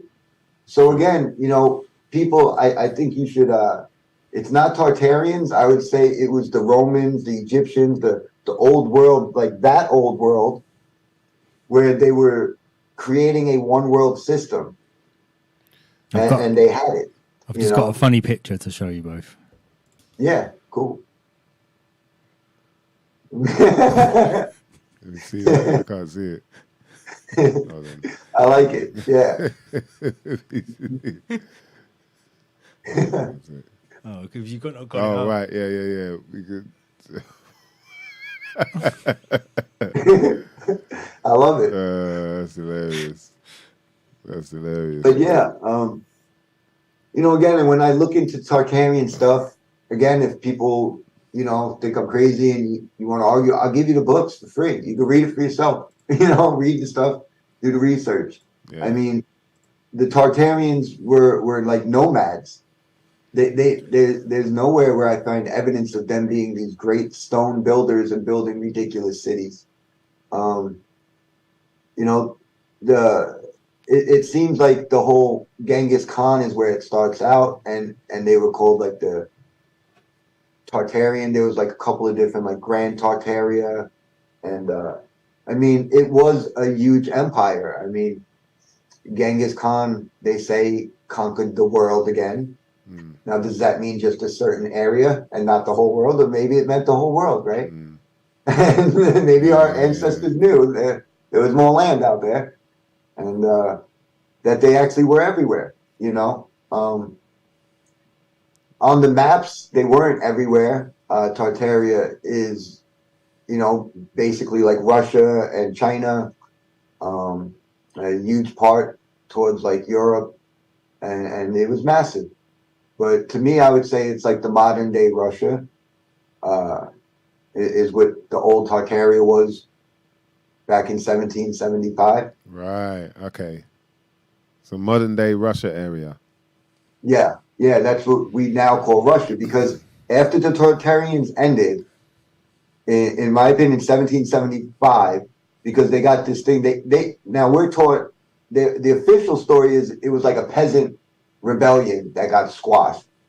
I think it was like Pozlov or something like that, and it was like a 3-year rebellion or something like that. But Fomenko and these Russian scientists are saying it was a civil war, which is funny because that's what America had, that's what France had, right? Everybody all around the same time, late 1700s, 1800s, civil wars everywhere, right? So it's really that the Jesuits were taking over, in my opinion. In disguise as war. Yeah, like anybody who went against the Catholic Church got outed. And I think that the Tartarians were actually Christian and were legit Christian. And when this fake satanic church was trying to do whatever they're doing, they didn't go along with it. And the Vatican squashed them. And that's why they want them erased from history. And what they did is then put in their new puppet, which was the Romanov family, which then was now like given this new place, Russia. And basically the history of Russia is coming from the Romanovs. And I point out to Americans, we're told that America bought Alaska from the Romanovs, which means the Russians already owned land in America. Hello? Like, you know that's what I'm documented, saying? Yeah, so, you know, it seems like these families and bloodlines were carving up the world, you know? And if someone went against the powers that be, they get thrown out and they put a new puppet in. And, you know, and I think that's how Russia really got its beginning, was with the Romanovs. And then you have the Romanovs outed by, in my research, the Rothschilds in the Vatican again got mad because the Romanovs didn't want to do a centralized bank and do all this stuff that they were doing. And they was, so basically the Rothschilds like forced this war with the Romanovs, even though they're family.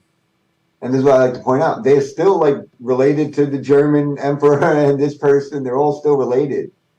But they didn't do what the Rothschild and the Vatican wanted. So they went and killed the Romanovs, right?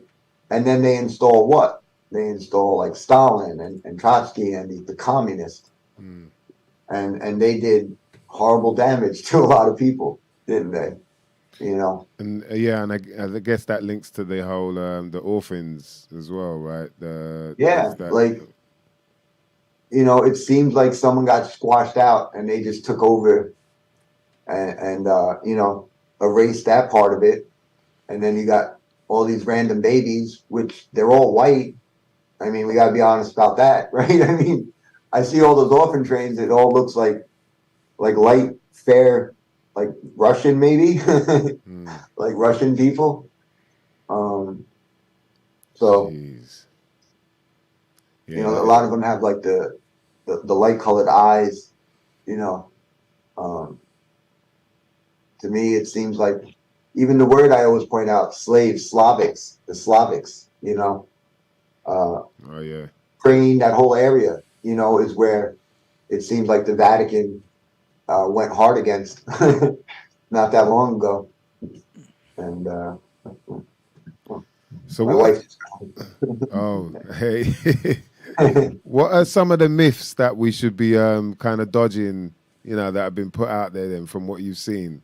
The Tartarian one, like I said, I think people should look into Tartarian history, and maybe you'll come to the same, or maybe like what I'm saying, where it seems like they got wiped out in 1775 by the Catholic Church. And that, again, these were people that were this world, you know, like the people we're used to and the world we're used to, where people weren't super builders and having all this technology, and they were just like our ancestors. So they didn't build this stuff. So I would say people need to just call it the old world buildings. If you want, that's what I try to stick with. Don't call it Tartarian, because that to me is wrong and it's misinformation. It's two separate things to me, you know. The Tartarians, we can get into them being erased from history, but to give them credit for building every structure that's all over the world, no, I wouldn't do that. So that's something I keep trying to tell the Tartarian community. Obviously, a lot of them don't want to hear that and talk to me about it. I bet, boy. Vinny B, man, you're trying to mess my game up. You know what I'm saying, man? I got this channel. Yeah. Got 35,000 subscribers. Yeah, it's funny, you know, they're getting huge views because, again, it's like what Flat Earth was years ago. It's such a hot thing that everybody's digging into. People can't get enough of it.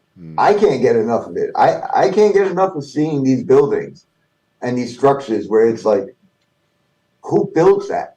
Like you have to be a genius. Like, they had to be amazing, like sculptors that, I mean, there was this one place, what is that? Grand Central Station in New York, or like Port Authority. It's like where the big center for where all the buses and trains come. Yeah, I've been there. Yeah. If you look at the old pictures, the place was ridiculous, beautiful. They destroyed most of it, but there's still some of it that's standing, right? And my uncle and my dad work in Manhattan, and they love all that stuff. So one day, my uncle, he takes me into Port Authority, and again, to me, it's clear this is an old world structure, right?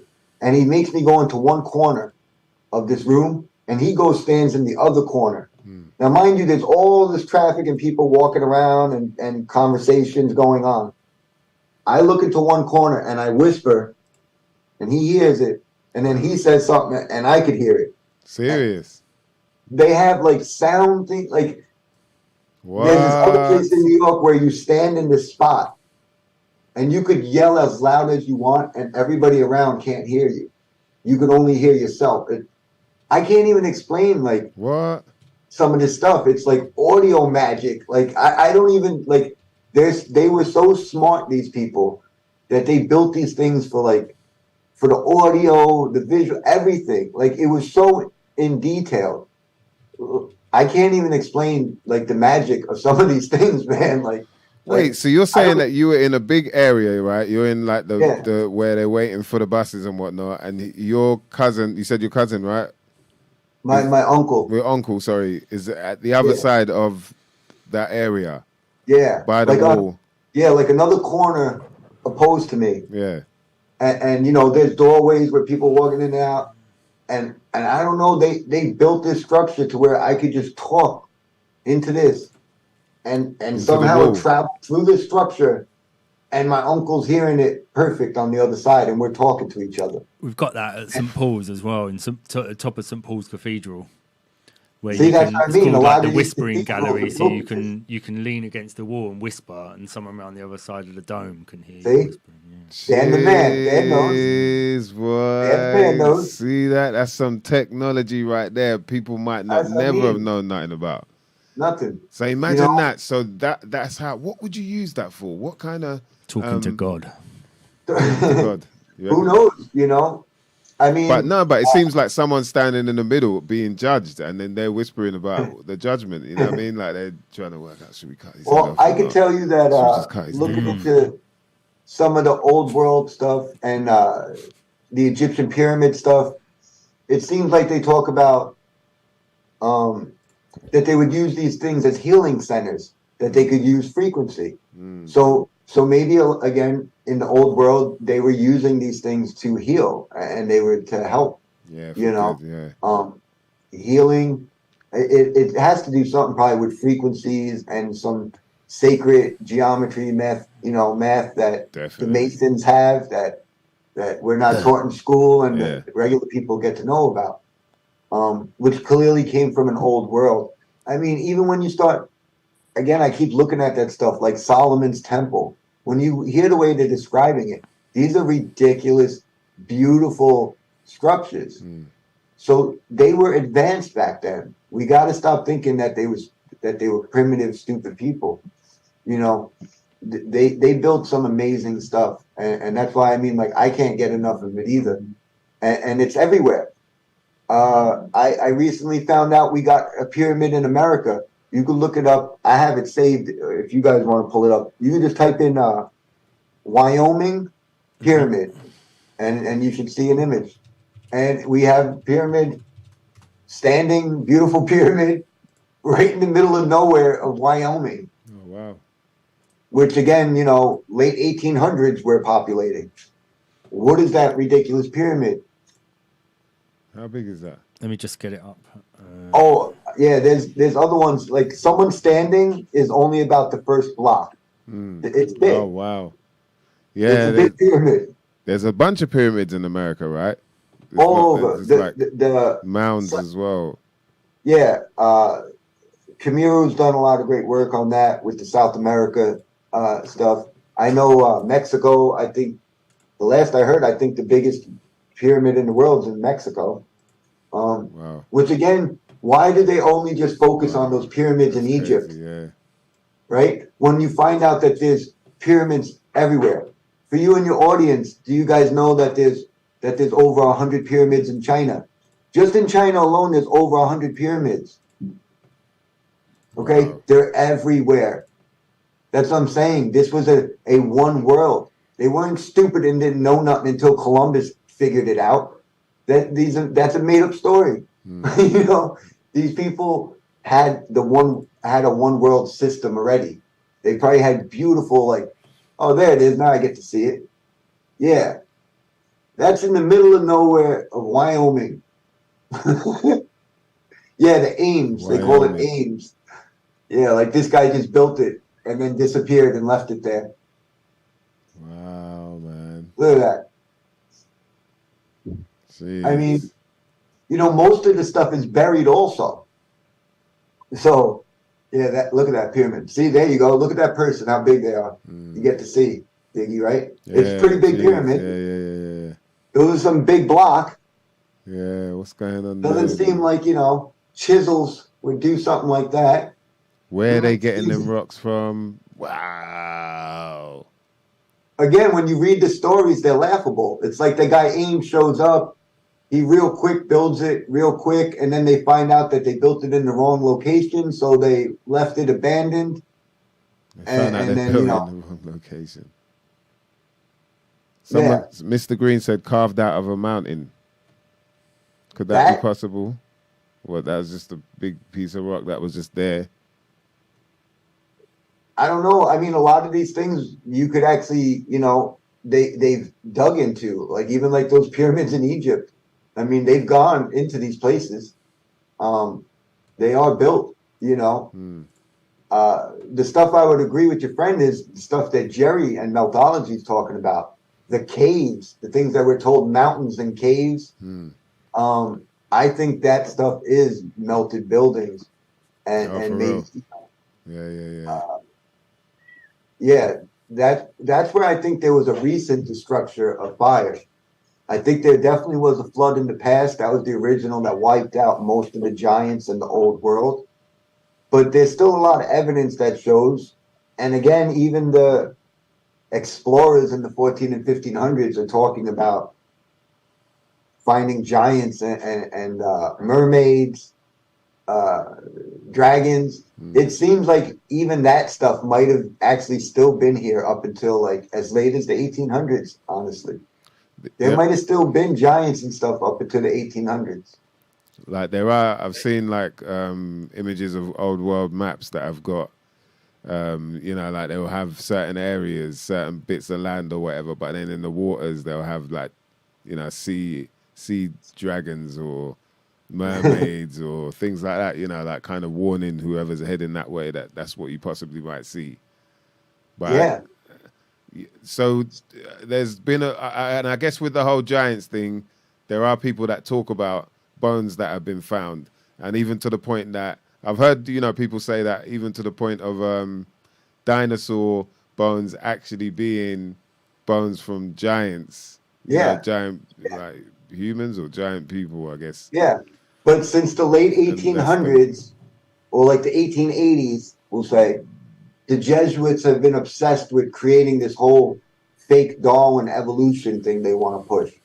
That's why you keep finding them behind these frauds like Piltdown Man and this and that, where they're always caught trying to push this stuff. Yeah, they messed up with the Piltdown Man, didn't they? They got caught up. Yeah.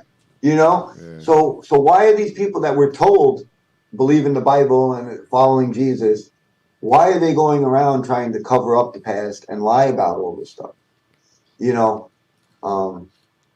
That's what people should ask themselves. Yeah. Why? What would be the point? And how deep does the why go? The why, or should I say the lie? How deep does the lie go, And this is what we're talking about today, man. Some shit you might not never know nothing about with our brother Vinny B from the Bronx. I did save some. I have some giants and some things if you wanted to see in screen share.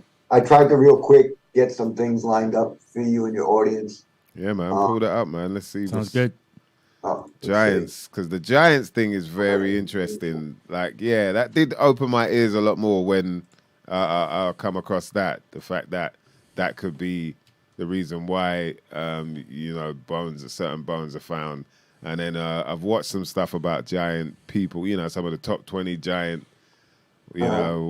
people in the world. And you kind of think like, okay, for the most part, it seems to be a certain sort of, Okay.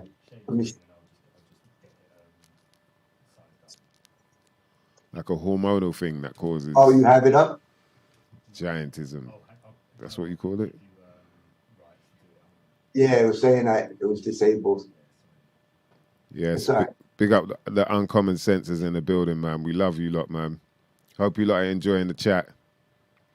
Yeah, and I definitely want to be able to show some images too, at least a couple. Yeah, man, definitely, Vinny, man. We always appreciate, you know what I mean? getting to see. But like, here's one of the books I like. I have it on PDF. Anybody could have. Giants on Record: America's Hidden History. This one over here, you can see 18 feet tall. They were saying in the 1800s. Smithsonian's. This one is a nice one. Oh, sorry. Yeah, go back up again, because that. Look at that. Yeah, this one looks like, I don't know, I'd say at least probably about 12 feet. This one, they talk about 18-foot tall giants. This is a great book where it exposes about the Smithsonian files, because, again, the Smithsonian and the Vatican are stealing all these things, but you could go and look into newspaper and other stuff to, how do I get this? Here's another one. This is one of my favorites, being in North America. The Encyclopedia of Ancient Giants. And I could literally, it's every state, newspaper articles, pictures, and all these things. In the 1800s, this was in all the newspapers and everything. Right. This is all the evidence. This is just for America in the 1800s, this book. And is it by Fritz Zimmerman? Yeah. Right, and so this is all documented. People are just putting them together, you know. Giants of the Ohio Valley. Wow, so these are all like Illinois reports of bones and that being found, or I mean, I will give anybody for free the stuff so they can research for themselves. Yeah, man. How can people get in touch? What's your email again, Vinny, so people can hit you up? Because I'm sure people will be interested in this. Yeah. Vinny, Vinny, the letter D, B-A, like DBA, Truth. Vinny, DBA, Truth. I had to switch it up because I'm always getting hacked. But what's the end of that? Gmail or something? Yes, Gmail. Yes, sorry. So VinnyDBA@gmail.com. But yeah, I got so many books I could show you guys. Oh, this I had set up. This is the flamenco. Again, for you and your audience, I have, they're past 21 books now, but I have all the first 21 books converted. One of my favorite ones is the one about the maps, where again, opposite land, man. Past the 1700s, this is a map they're showing you. The maps used to be upside down, like I've been trying to tell people for years. Upside down meaning that means if it's upside down, then the west is the east and the east is the west. Yeah, and the maps used to be upside down. They turned everything. Everything's inverted. These people inverted everything in the past 200 years. All right. This stuff gets into the Tartar stuff, so people that are into the Tartarian stuff, you can learn so much from flamenco and them. This gets into the Tartarians and all that also. They're again pointing out, like Dan was talking about, these phantom ages where they were adding in extra 1,000 years. Yeah, this is that book. And show that. So if they're extra 1,000 years, so what I'm thinking is like, so when you're saying the 1700s, that was actually the 700s. Yeah. To me, again, I don't want to argue with people, but I believe Jesus was a real person. And that's why the whole world and the dating and everything was changed. So they all talked about before and after, right? And we still have the dating like that, right? BC and AD. Yeah. So, when they talk about, they could be talking about something from 700 AD. It actually might have been 1700 and just 300 years ago, not 1,300 years ago. Like, this stuff is a lot more recent. They're trying to stretch it out and add it in an extra 1,000 years, which they call the Dark Ages, right? Where basically, we had, again, these advanced civilizations that could build coliseums, aqueducts, and these ridiculous structures. A one world government, they could enslave the world, and then the whole world stopped building and doing anything for 1,000 years. Again, that's what people want to believe in.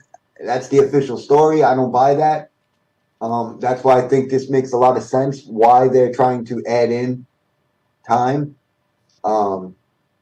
is to, like I said, throw you off, not let you know that this stuff was actually pretty recently.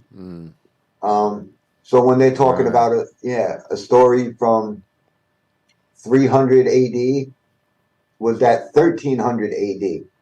And what Flamenco and them show is that the thing that we take as a 1 was actually an I or a J, which stood for, again, Jesus, meaning Esau or Jesus, depending on if you were in Arabic or whatever language you were from. And in that book, in those books, they have lots of evidence of these maps and old stuff. I don't have it queued up or anything, but they'll show you where something will say like 394, and then they're telling you, oh no, yeah, that's, you know, that was this year or something like that. So there's a lot of evidence to it, and that's why I wonder, did Jesus, was that just 1,000 years ago, and we're like at the end of the 1,000-year Christianity reign? That's a whole nother thing, deep thing. But 1,000-year Christianity reign, not the 2,000. Was it? And they're still waiting for him, right? I mean, all the Christians are still waiting. That was something that was hard for me. You know, again, I used to think it was funny that Christians and people were waiting 2,000 years for someone to return. Even if it's 1,000 years or whatever, it seems like a long time to have to wait. A long time of suffering. It doesn't make sense, but that's why I'm someone, I guess I should just, you know, I know it pisses off a lot of Christians, but yeah, I guess what they call a preterist, in the view that I believe Jesus clearly said to there's some quotes where he says that he'd be coming right back. He talked to some saying that there's some of you that I'm talking to that won't see death before I come back. I believe Jesus came back about 30 years after he died, and everything was destroyed, and Christianity took over, and yeah, the Christians went around, and you have the Crusades take over, which they teach us in your English history. They teach you as what? Like 1096 to 1099 or something like that. Yeah, I think it is that, isn't it? They use those numbers, yeah, for sure, man. So let's say that it's not a 10, and it was Jesus, and about 90 years after Jesus. Now, let's say Jesus was killed when he was 33. 33 years later, 66. 1066. Isn't that another big year for the English? William the Conqueror.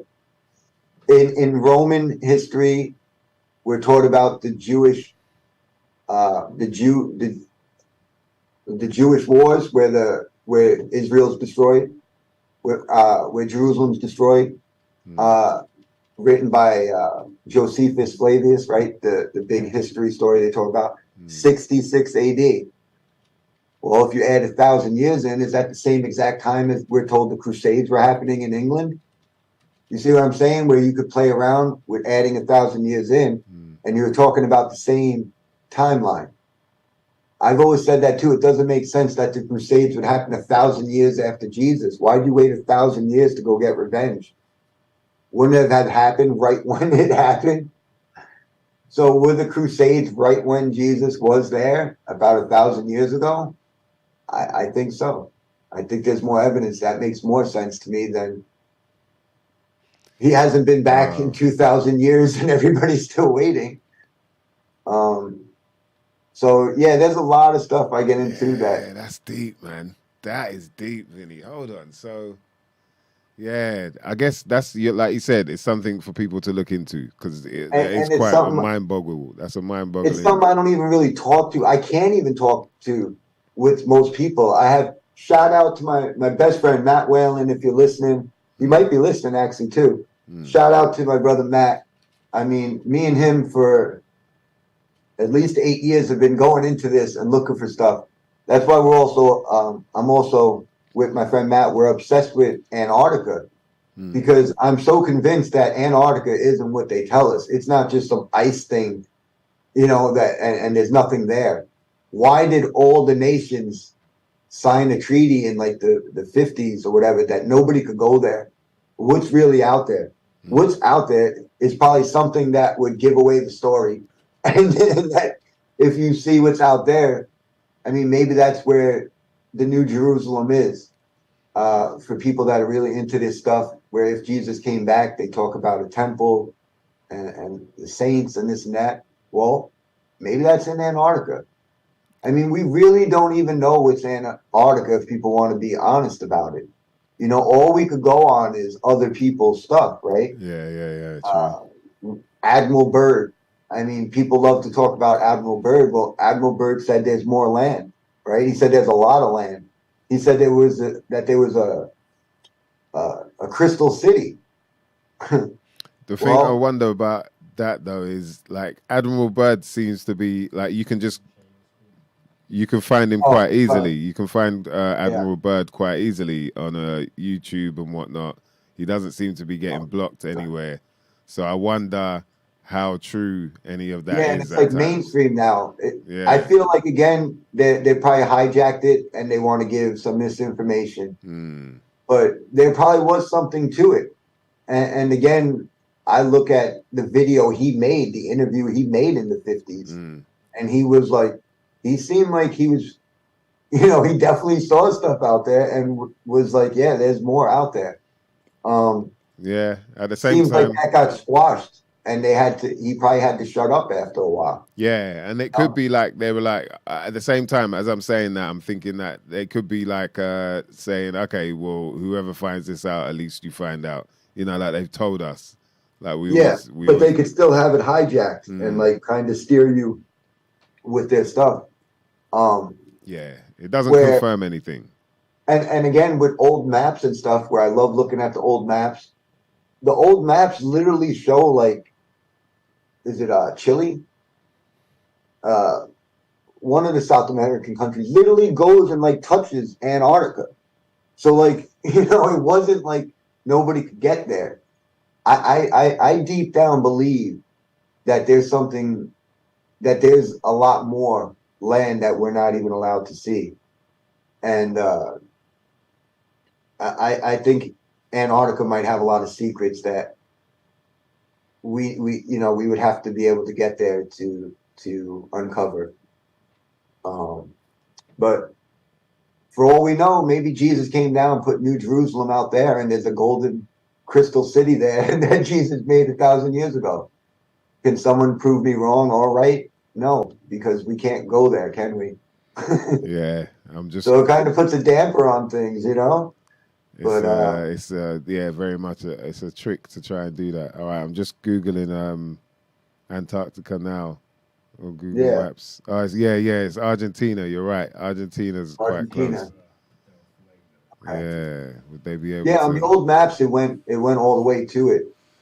They were literally touching, So again, I'm sure there was interaction there, and like we said, right, we've never been there, so we got to go by images that we're seeing from other people, right? Yeah. But if the images are real, it does look like there's structures and things out there, Whatever it is, it's not anything that supports the current narrative. Otherwise, they would be all over it and they'd be saying, "Oh, look how wonderful this place in South Pole is, that it shows that all this happened in the past." And whatever it is, they want to keep it. Like, I agree, whatever it is, they want to keep it covered up. Again, it doesn't make sense that everybody would agree that nobody could go there. What are you protecting? Penguins, ice caps? What are you scared of? People going and seeing ice caps? Because that's what they tell us it is, right? Yeah. But I seen old maps where it has it mapped out. There's old maps that show you Antarctica. Again, how do I know it's real? I don't want to claim like I know this is true because I seen this map from the 1500s. I don't do things like that.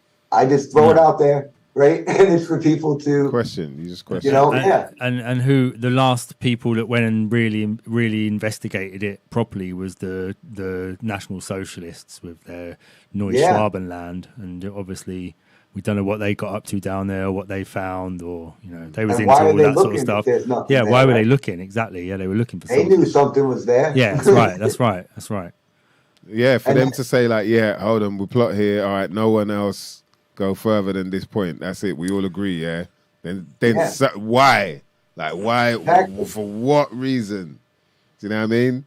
Regardless of whatever shape of the planet people think, or the plane or whatever we're on, like why would they all of a sudden go, wait? Yeah, we know we love to learn about nature. We love to learn about this planet we're on. We want to. We know we build these submarines to go how many miles deep into the abyss, into the seas. We'll build these rockets that, oh shit, that didn't work, but we'll build another one and we'll go onto the moon. But we don't want to find out what the hell's going on in this ice world. Nah, something don't seem right. There was even something I remember hearing about on 9/11, that there was some kind of a pulse that was generated in Antarctica on 9/11. I can't remember who read it. Maybe it's like Joseph Farrell or someone like that, talking about some kind of shockwave that was emanating from Antarctica or something. That's interesting because on 9/11, it makes me think of the Judy Wood stuff. For people who know her, with the whole it's something to do with Judy Wood. Yeah, you're right. Yeah, it makes me think of, again, 9/11 was it like a Tesla death ray, like they used vibration to literally just annihilate that whole thing. It is something to do with that. You're Tesla right. was talking about 100 years ago. And again, something that the National Socialists probably wouldn't have shied away from investigating Tesla and death rays and all the it give you a leading edge in a war anyway. I'm just trying to see if there's anything about it. That's pretty nuts, man. Yeah. That's why I'm going to have some good questions for Eric Dollar, the modern day Tesla. Yeah, for sure, man. I think there's definitely something to the whole. We've been talking about frequency and how that, it relates in so many ways. Obviously, like to do with colors and whatnot. How you feel. You walk into a room with a certain color, or someone's wearing a shirt or whatever, and it's a certain color. How you might feel meeting them or seeing them. Obviously, music. There's certain frequencies that you're hit with in that sense. And then even down to touch and whatnot, like people, some people like to do training in a hardcore sense. Some prefer it, not too hardcore. They prefer jiu-jitsu as opposed to Muay Thai or whatever. So I think. Speaking of fighting, man, shout out to England UFC. He beat. We got a champion over here, bro. Man. Yeah, man, Usman. What you say, man? That's 2 in a row. He deserves his credit now, man. Yeah. He can't got lucky with that head kick no more. Well, yeah. That was it. I think Usman was a bit worried about the head kick, no? He was a bit too worried about that. So he seemed to be very good at blocking anytime the kick came up. So it's like he seemed to be focused on that more. After getting knocked out like that, you can't blame him. Yeah. But, it cost him the fight, man. I'm sorry to, but we got to keep that belt here for some time now. Leon Edwards. I was happy for him, actually. Yeah, there's only one Rocky Edwards. Yeah, that was fun, man. Yeah, I'm a big UFC fan, man. So when I seen your raps on it and this and that, I was like, oh yeah, we could talk UFC too anytime. Yeah, definitely, bro. That'll be good, man. For sure. Yeah. I'm watching it like every time it's on. Like, I'm making sure I'm catching up if I'm not watching it live. Yeah. But that one, I managed to catch it live. That was a good one. Gagey and what's his name? Fiziv. Yeah, that was crazy, man. That was a crazy fight, boy. That guy looked so fast and good in the first round, right? Yeah. I was like, wow. I thought he was going to beat Gaethje at first. Nah, man, but Gaethje just pulled it. He's got that veteran. He's been in some wars, man. Even before he was in UFC, when he was in World Series of Fighting, some wars he was in already, you know. So now he just knows how to play the game. He's like, all right, I'm gonna wear you out. Weather the storm, and then I'm gonna crack him. Yeah. That was a lot of fun, man. Definitely. Yeah, he's fun to watch. Yeah, modern day warriors, boy. Yeah, animals in there. We definitely, we should do it maybe do a MMA show, man. We got it one time. Yeah, we got to do something for UFC. That'd be fun, man. Yeah. So yeah, Antarctica, man. This is, this is really puzzling me because even looking when you're going on Google Maps, it's only letting you see a certain amount of it as well. It's not letting you go across the whole continent. Yeah, because Google probably ain't allowed down there. It's weird, isn't it? See, so satellites, nothing can go, you can't even hover over. I suppose if you've got a satellite there, you've got some sort of edge over the other countries, so maybe they don't allow anything down there. So that's what their official thing might be. You're not even allowed to map it. You're just scrolling. It's just at the bottom. That's it. That's it. Here, you're at the bottom. Antarctica, that's what are you looking for? Don't worry about nothing. Look, we're just going to keep on going then, bro. What you look like? I'm trying to go down further south, which would end up going north. If I owned Google Maps, I would put a Hollow Earth in there just for fun. Just for fun, just that people would get into the Hollow Earth and switch it up every 33 days. Just make it fun. Yeah. 33 years. Just throw some gematria shit in there somehow, some way. But yeah, things like that. It is, man, that's confusing. I ain't gonna lie. Like, you brought that up, Vinny, and it's really made me think about why they would do that then. Like, what is there for real? At the moment, they've built sort of little towns, I guess, where they've got some kind of construction going on. Is that right? In Antarctica, where people are allowed to go and they're only the people that work there. I believe that's what's going on. Yeah, that's the story, I guess, right? I don't know. And so, that seems to be the story. Like, so when people say you can go there, that's what they mean. That really is that you can go there if you work there, but otherwise you're not allowed to go there. And then furthermore, look how much of there is. Like, there's none. They only work on a certain part of that continent. Yeah, and that's it. So what the hell is going on with the rest of it, bruv? Yeah, and I think it's a massive piece of land, and maybe it has something there that they can't let us see. And to me, the only thing that I could really think of is crazy. Maybe I'm wrong, but I'm just saying. Imagine if it was like the temple, like Jesus's temple, or what he came down to. When he came back. He came down with his temple, the New Jerusalem, where the saints and everybody were at. And because, again, we got to accept the fact that Christianity did take over. So, again, we had this old world with these people, the Romans, and them building ridiculous stuff with all this power. And then everything stops. I know the official story is they got attacked by barbarians and the city's burned. And then somehow we just go into 1,000 years of darkness. I don't believe that, Right. Imagine if it's Jesus after he came back and he's fuming. He's been reborn and he's been there for because they talk about there's going to be this 1,000, he's supposed to come back. Because I'll tell you what, most Christians, the average Christian, right, that doesn't think Jesus came back, they're waiting. It's 2,000 years. They're waiting. They're just waiting for the Antichrist and all these things to come, right? Basically, they're excited because they want to be a part of, Jesus comes back and they get to smash, like Bill Gates and these people. And it's and righteousness. You get rid of all the filth, right? And you get to have this righteous world, led by Jesus. Right. And, but what I'm saying is when I look at the old world and I look at all these places 300, 400 years ago, I mean, every place was Christian already. And it seems like this fake Vatican has taken over everything and is pushing not true Christianity.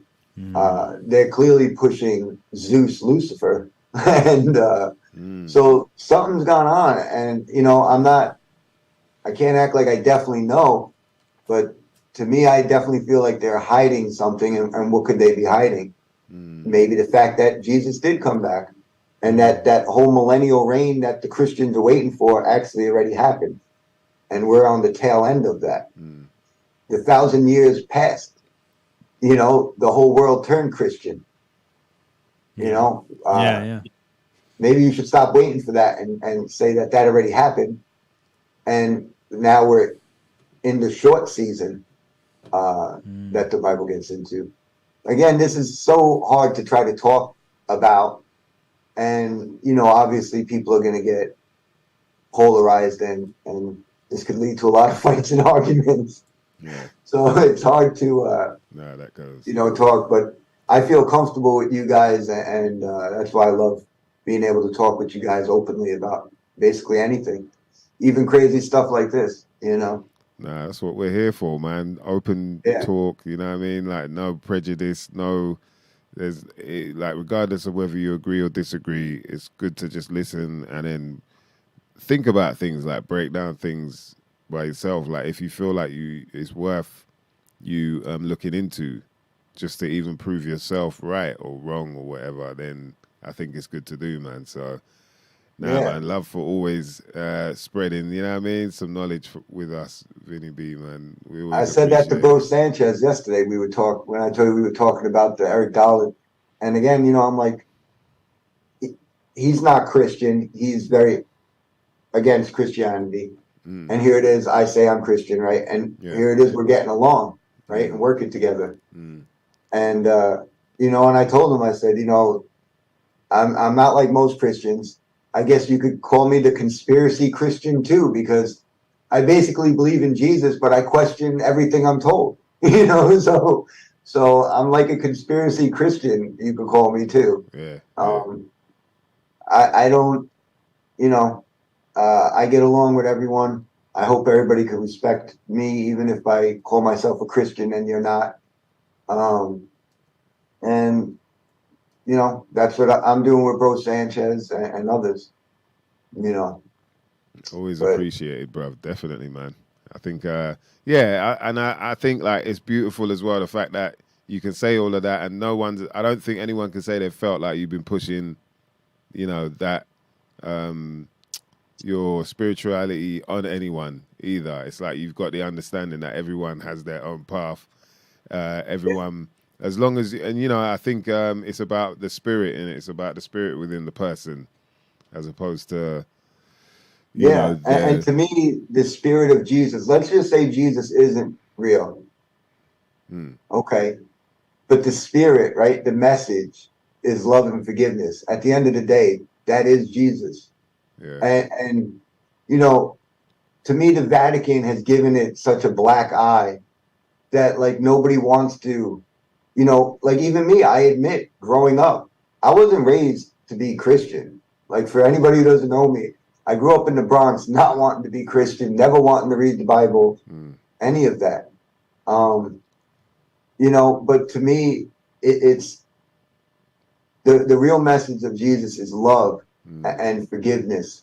And it's not the Catholic Church and the hypocrites and the people that use it, right? But the actual message of Jesus to me is the best I've ever seen. I can't find anything better. His words, whether he's made up or not, are powerful.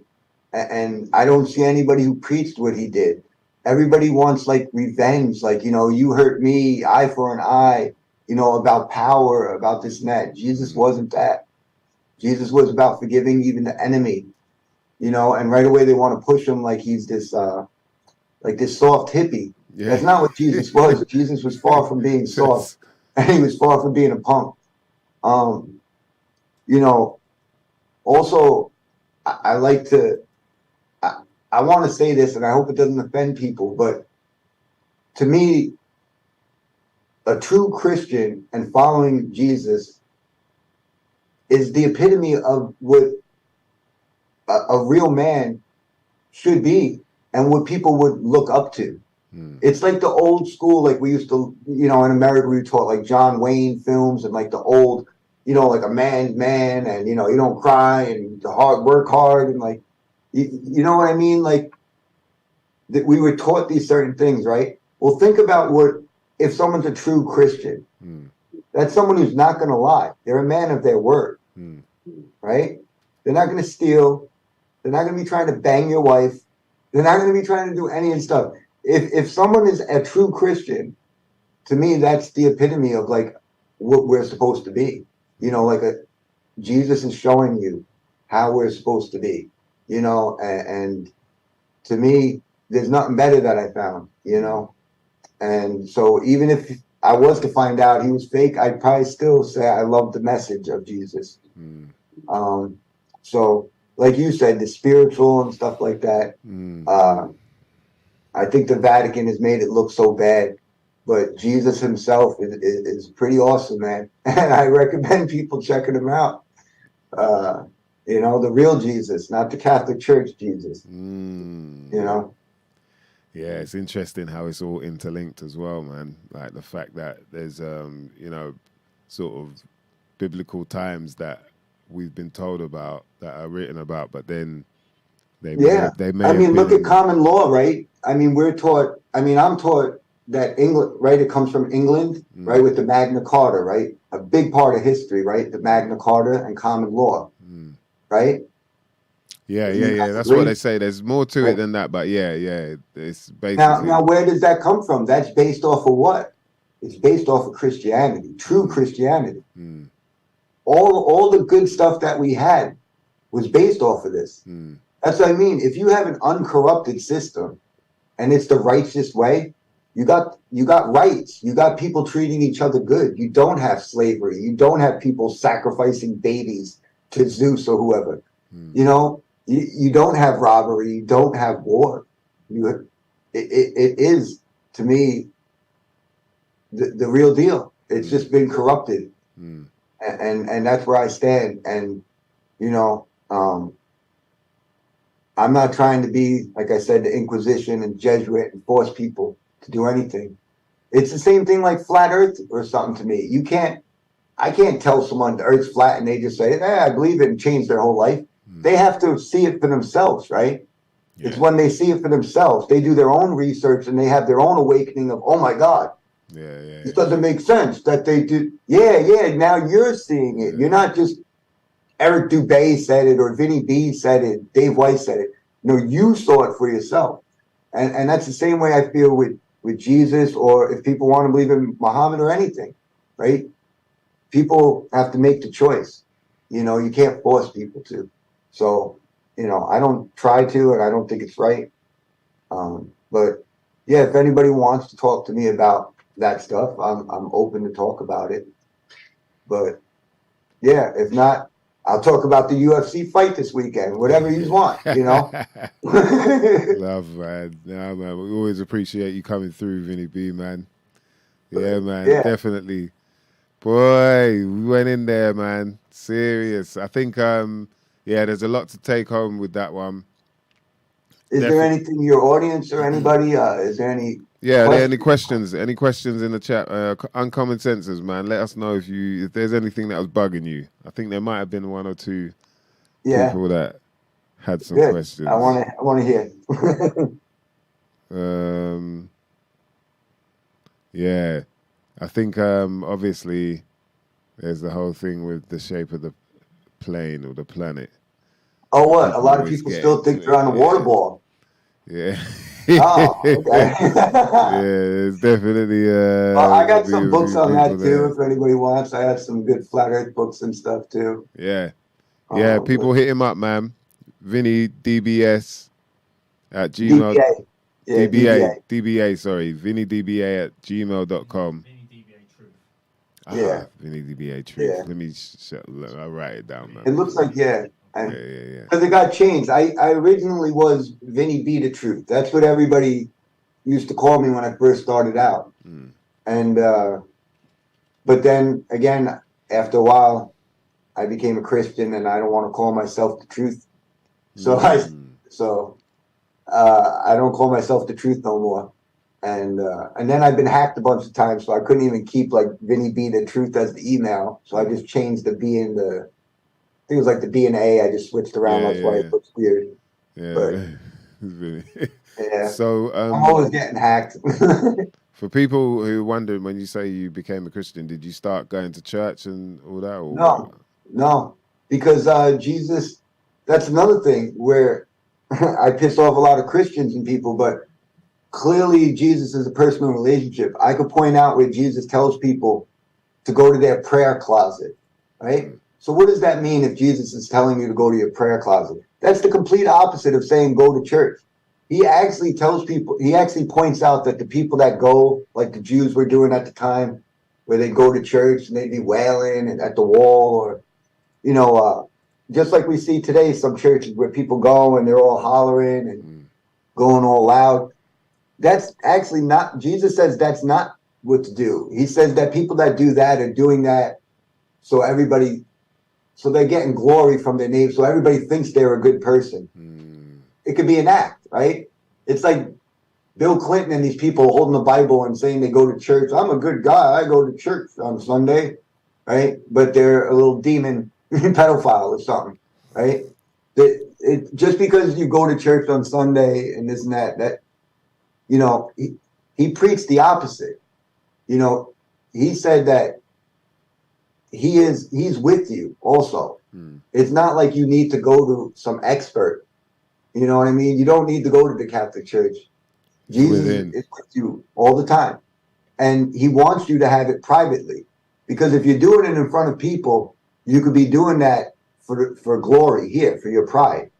So, that woman over there, at the church, she thinks I'm a good guy, right? Everybody thinks I'm good. Look, I'm throwing up, I'm giving all this money. Look at all the charity I'm doing. The Shriners do lots of charity, right? I know what they are, right? So church, I don't go to church. Jesus doesn't say I have to go to church.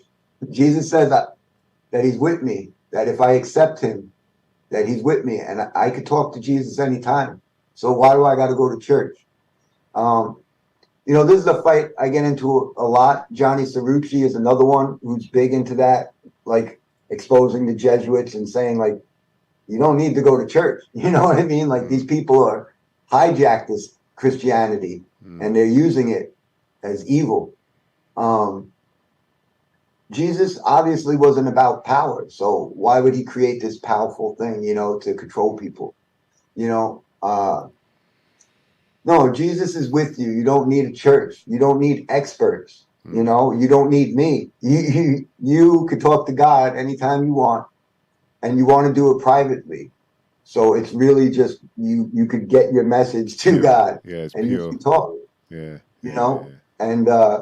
And prayer is one of the number one things that they all talked about, and the power of prayer. People could call that meditation now, right? There's so many people who talk about meditation. It's the same thing, right? Jesus talks about going and meditating and praying and fasting and things like that. Nowhere does he say you have to go to church every Sunday and donate money and any of that. That's all this fake church. So, I don't go to church. I read the Bible myself. I choose to talk to other people that I think know a lot and I can learn from and talk to them, right? Just like, I want to know about Tesla technology, talk to Eric Dollard, right? If someone's a biblical expert or something, ask their take on things, but it's me. I'm not listening to anybody. You know what I mean? I don't need a church or a priest or anyone to go to. I think a lot of that again was created as a thing for people to come together and to use it. It was used at first as a good thing, but was probably corrupted right away. Like, obviously people meeting and talking about love and getting along isn't a bad thing, so I'm not trying to say for people who go to church, like, don't do that. I'm sure maybe you get something good out of it, but it's not like what Jesus says you have to do. I mean, people would be amazed if you actually read it for yourself. Like everybody thinks Jesus' birthday is December 25th, right? But in the Bible, in the King James Bible, it's still in the King James Bible. It points out that that's what the pagans do. That's not what the Christians do. That's not Jesus' birthday. That's a pagan holiday. So he's telling. So December 25th isn't Jesus' birthday. Most biblical scholars say that it was probably like in September. So a lot of people say that Jesus was born on 9/11 maybe. But December 25th isn't his birthday. But yet everybody celebrates Jesus' birthday on December 25th. It's not it, but it's literally in the Bible telling you not to do that. You see what I mean? This is how far gone everybody is, man. You know, the people that go to church every Sunday are going there listening to an expert tell them stuff. They don't even realize that the stuff isn't even in the Bible, probably a lot of the stuff that they believe in. It's been so corrupted in the past at least 150 years with the Jesuits. The Jesuits in 1885, they took the Apocrypha out. People come at me, oh, you talk about King James. He took the Apocrypha. King James didn't take the Apocrypha out. The Apocrypha was in the King James original Bible up until 1885. That's when the Jesuits took it out of the King James Bible. It was in there up until 1885. King James didn't take stuff out of the Bible. The Jesuits recently have. The Apocrypha was in there. The Book of Enoch was there up until recently. You know? So, it is what it is, man. Vinny you know, B, there's so many things people think is Christianity that's not. Like December 25th. That's not Jesus' birthday. I know whose birthday it is. It's the sun god. You know? December 25th, the sun's born, right? Like they keep telling you Jesus really is. They want you to think Jesus is really just the sun god they all worship. You know, maybe you're right and I'm wrong, but I think he actually wasn't. He's the opposite of them. He's the enemy. That's why they hate him. And you know, speaking on that, maybe your boy Dan. I know you probably follow Israeli news, right? With them little short hats down there, right? Did you see? I think it was 2-3 days ago. They're trying to pass a law in Israel to where nobody can mention Jesus. If you mention him, you could go to jail. You could look this up. What? The No High Lords and them in Israel are literally, you cannot mention Jesus or you'll go to jail. So again, that to me is like, wait, I thought this is your made up guy. Why can't I hear about your make believe Santa Claus? Why are you scared? Why do you hate this guy if he's not even real? You know, oh, is it because he called you out and he destroyed your nation? I mean, they hate Jesus. So again, if he's made up, they hate to make believe Jesus. They hate this guy. But could he be made up and to make him seem real, they make a bunch of people hate this guy? Well, I mean, see, that's the thing, you know, the Jews were around. The history, we got history from before Jesus, right? And you got the Jews and them waiting for a Messiah. And here's another thing I found out that I think a lot of people don't know. I think this might blow a lot of people's mind. That the story is written in the stars. It's not just in the Bible. The original Zodiac and the stories were in the stars. And the stars talk about a savior coming also. So, you know, I think this story has been around. The Jews were waiting for the Messiah. They were waiting for the savior, right? And then when Jesus comes, they rejected him, right? And then they had him killed by the Romans, right? So, you know, and then you got Israel gets destroyed, and that's history. That's mainstream that everyone knows about the 66 AD and what happened to Israel, to Jerusalem. They were crushed.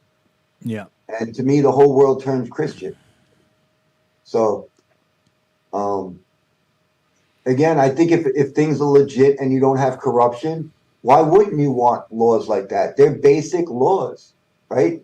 Like, that's why I like the Killah Priest song, right? Bible, basic instructions before leaving Earth. And before I was a Christian, I used to listen to that and love it. And I'm like, Cesare Borgia, the white image of Christ, who's this? Right? And that's why I was a fan of Killah Priest. That was like one of my favorite songs growing up, right?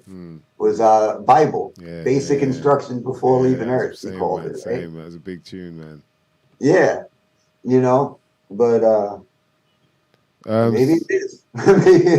All right, so before we go, someone asked about what do you think about archons? What's your view on is it archons they asked about? Mm-hmm. Yeah. Archons. Where like there's been multiple like different Jesuses, like Prester John and stuff like that. Is that what he means? I guess so. I think they mean the archons that is like a sort of energy like that takes people over and they're sort of like a they'll be like the gods them? Kind of but they're like beings. A sort of spirit thing that inhabits like a sort of toxic personality that inhabits and again, speaking as a Christian, trying to see it through Christian eyes and the Bible, it talks about we're in spiritual warfare. And we are fighting spirits. They're right outside our reality. And again, you got places like CERN and these other places that have the symbolism everywhere. It's the symbolism is all about the old world and Lucifer and all this stuff and dealing with these other entities. So even the elite are like messing around with it. So again, I would assume that it's probably real, right? That we have spiritual entities and beings, another dimension that's like right here with us. We're just tuned into a different frequency, like we talk about frequencies, and we're seeing this realm, but there's other things that are here. I definitely think that's possible. I definitely believe in dark spirits taking over people. There seems to be a lot of evidence. Again, I've never had it happen. I've never started speaking in tongues or had a stigmata or something, but I definitely think it's possible. Yeah. For real, you're more just reminded me, man. I just got to say Happy New Year, Happy True New Year to everyone out there. That's right, yeah. You know what I mean? Right. We're here now, we're in spring. It's that time. Dan, don't shake your head, man. You're involved, bro. It's New Year.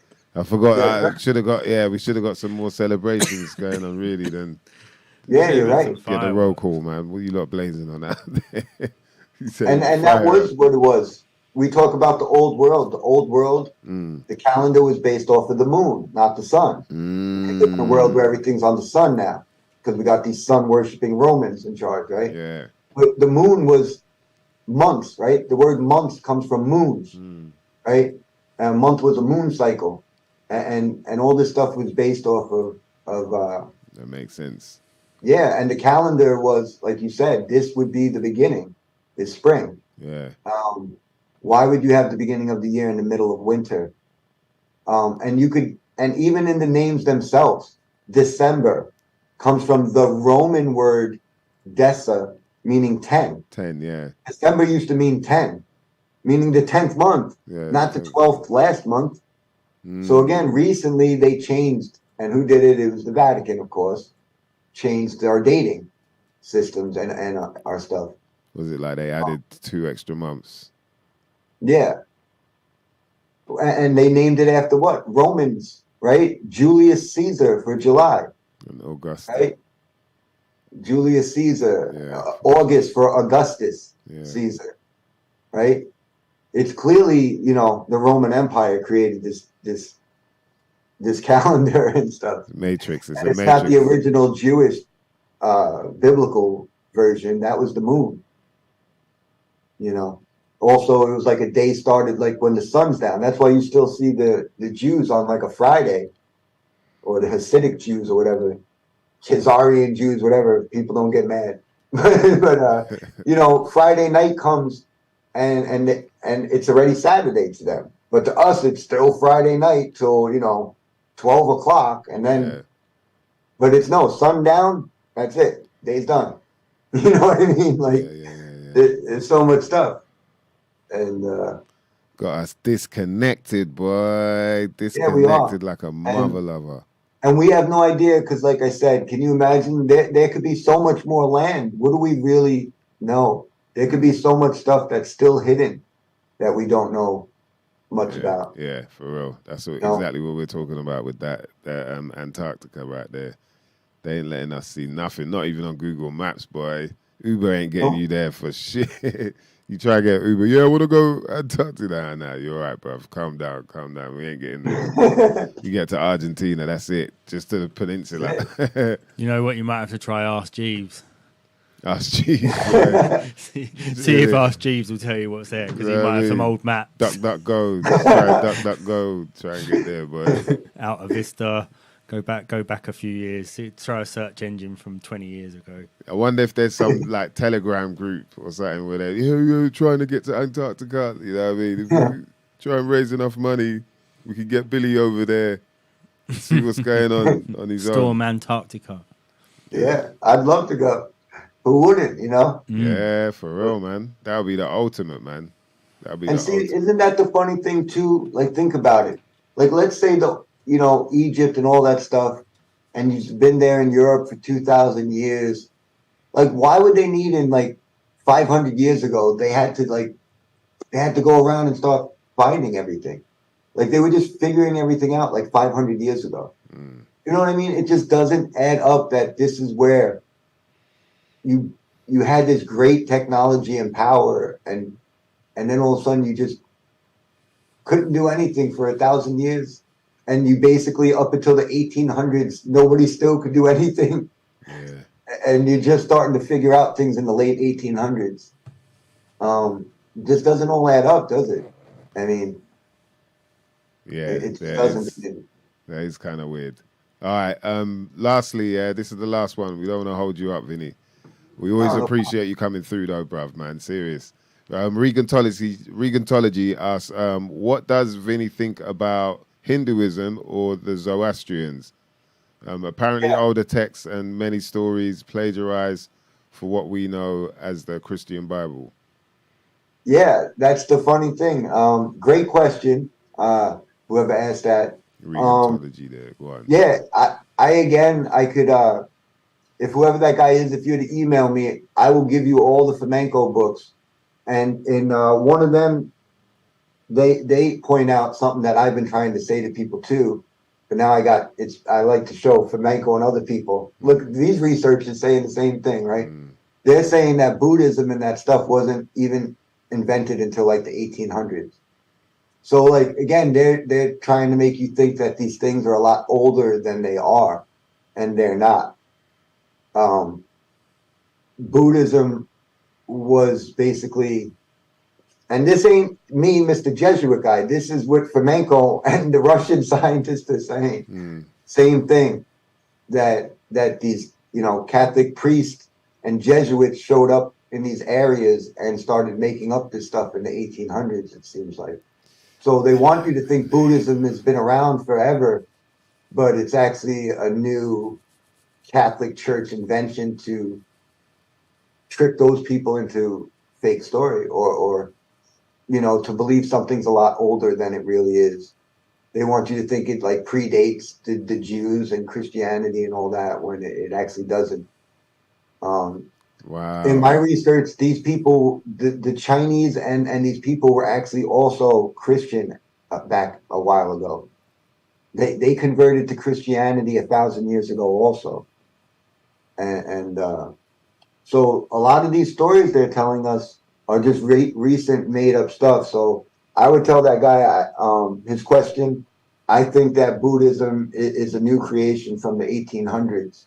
Wow. They're trying to make you think it's been around forever, but it hasn't.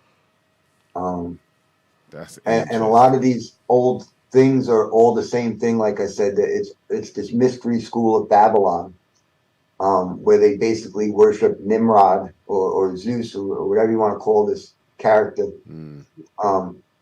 This is what they were worshiping, just like we watch the elite now worship Lucifer or whatever.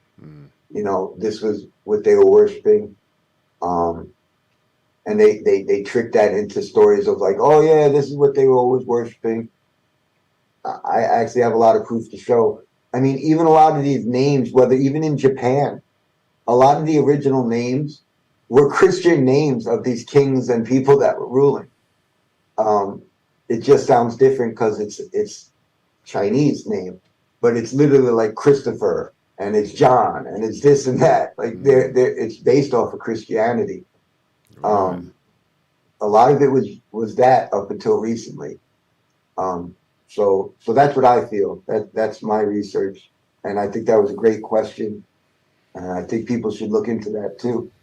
Because maybe we're wrong. Maybe Flamenco and these guys are wrong too in their research. Yeah, but it's all about everyone digging deeper and deeper until we find, But to me, it seems like a lot of this stuff is made up recently. Yeah, maybe even the Muslim stuff too. That they talk about the Muslim stuff isn't that old either. They point out that it doesn't add up. The timeline they're trying to say with Muhammad and this and that. Again, maybe that stuff was made up in like the 1800s too, for all I know. I mean, look, man, there are so many different religions out there, and there's thousands, right? There's thousands of different religions out there, and so which one is right? And if not, why would there be so many? How would so many people believe in these different deities and, or have their different lane of worshipping a certain deity? Like, with Christianity, you've got so many different denominations and whatnot. Well, I could tell you, again, being Mr. Jesuit expert, and for your audience, that's the most books I have. I have books, tons of books from the 1800s, literally the 1800s and stuff, all about the Jesuits and this and that. And, jeez. Gotta hit him up, man. Yeah. But yeah, I mean, to me, it seems like they basically, the Jesuits themselves say that they invented the Quran and the Muslims.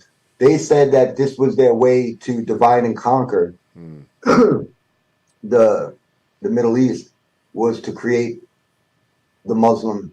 Now again, for people, don't get mad at me. I'm not saying this is my opinion. Yeah. This is literally what the Catholic Church and the Jesuits say they did. They say they recently made up the Muslim religion to cause wars and fights, to go out there, to basically, cause civil wars and fight.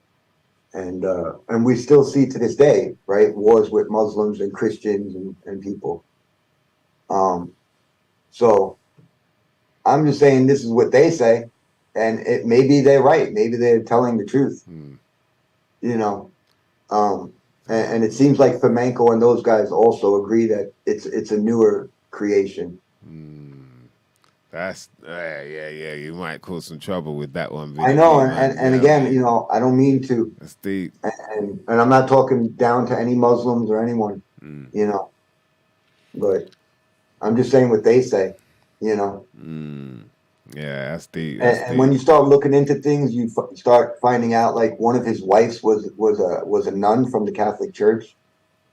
I don't know if you and a lot of the audience know that, but Muhammad was with a Catholic nun.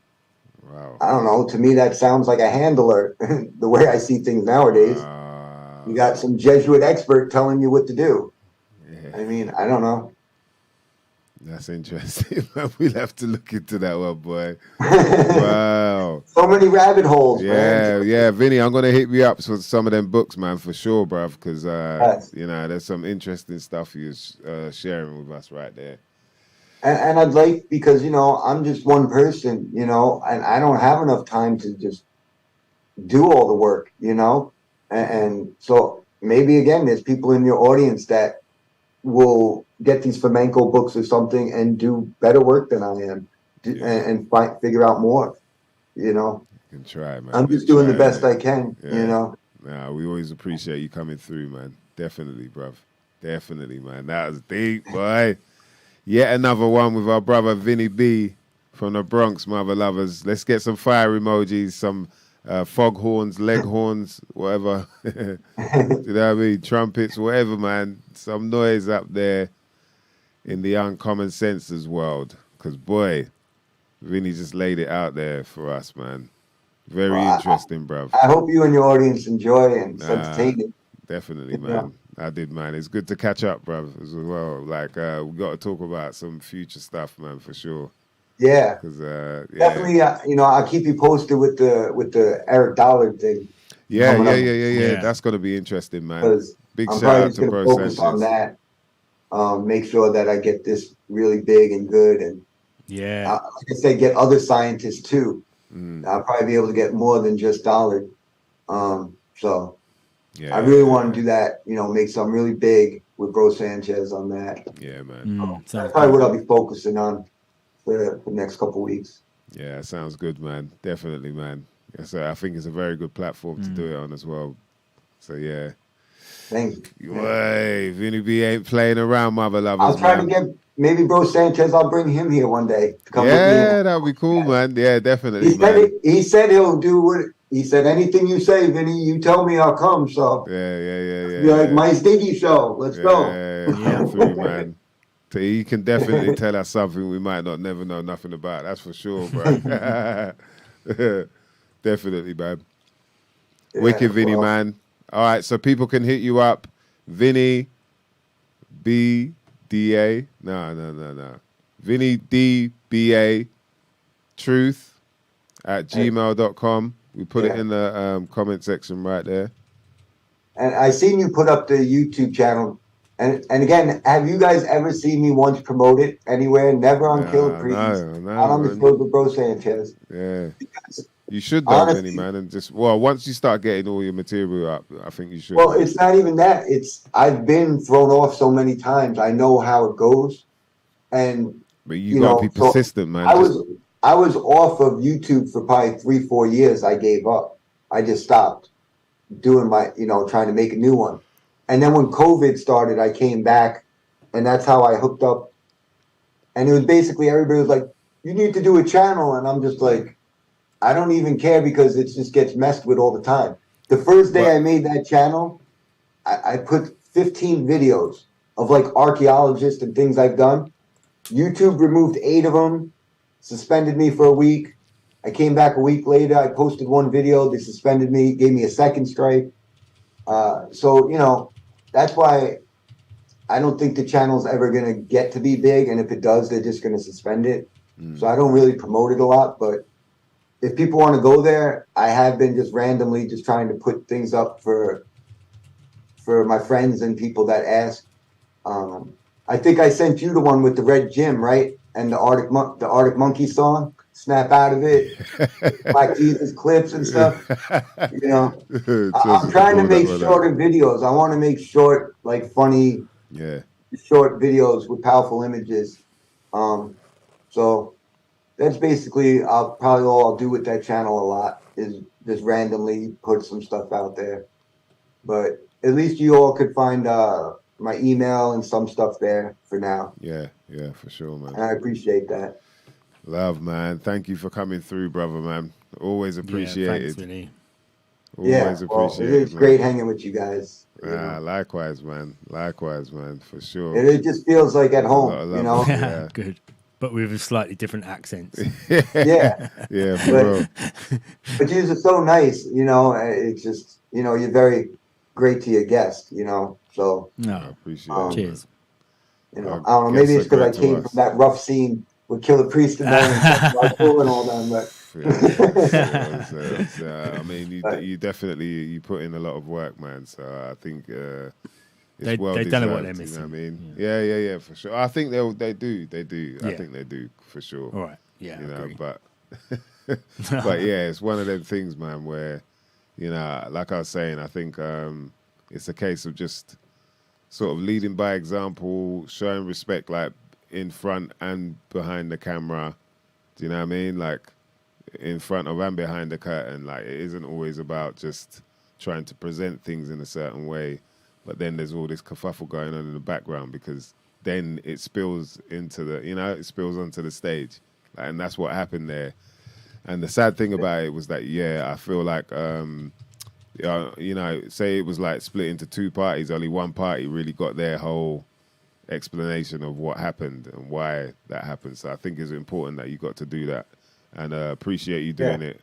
Do you know what I mean? Like being so open about it with us as well, man. I think a lot of the chat room were definitely appreciating all the stuff you were dropping as well for us, as always, man. So that's I don't get to see. I just see you and Dan when I do. When I do shows with anyone, I don't ever get to see. You got a lot of love, man. Thank you to anyone out there for the support, and I'll try to catch the stuff or ask someone who's seen it. Yeah, for sure. Yeah, man, that's right, mother lovers. Happy New Year. Happy mother lover New Year. I forgot, man. I was going to get my fireworks. I had some... Yeah, I was going to bring some fireworks. Just pop them off in here. You know what I mean? But yeah, that probably wouldn't have been a good idea. That wouldn't have been a good idea at all. Yeah, man. Vinny, man, thank you for coming through, brother. Yeah. I'm going to hit you up. Next time maybe we'll do something with the Clint Richardson law stuff. Yeah. That's a good idea. Yeah. That's another one I think you and your audience will really like. Yeah, I really, with Clint as well, I'd like to touch on a lot of the word magic stuff as well. You know, like he was really good at sort of bringing up the real meaning of certain words that we might, exchange. Like God. Like the original meaning of God was nature. Yeah. A lot of that. So let's sort that out, man. We'll do that in the next coming weeks for sure. Yeah, that'll be fun. I love that shit, boy. And me and Clint, we're working on a business thing, like I was telling you a little bit about. A legal thing to kind of teach people how to get around the system, how to have your own weed clubs, to have your own, it's basically about, I can't give away too much, but it's basically teaching people how to have private clubs and stop being public when you're in their jurisdiction. We would be able to teach you and do the legal work to keep you out of their jurisdiction and keep you private to where you have a private club, to where we could do what we want with a private club. Yeah.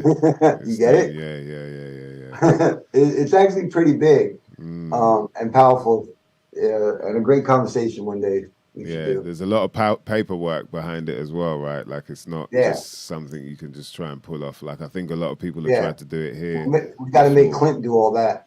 Yeah. Clint do all the paperwork for us. Yeah. That's true, boy. Yeah, he's definitely he's the right guy to go for that sort of. If you need that information in front of you on paper, I think he'd be the right guy to go to for sure.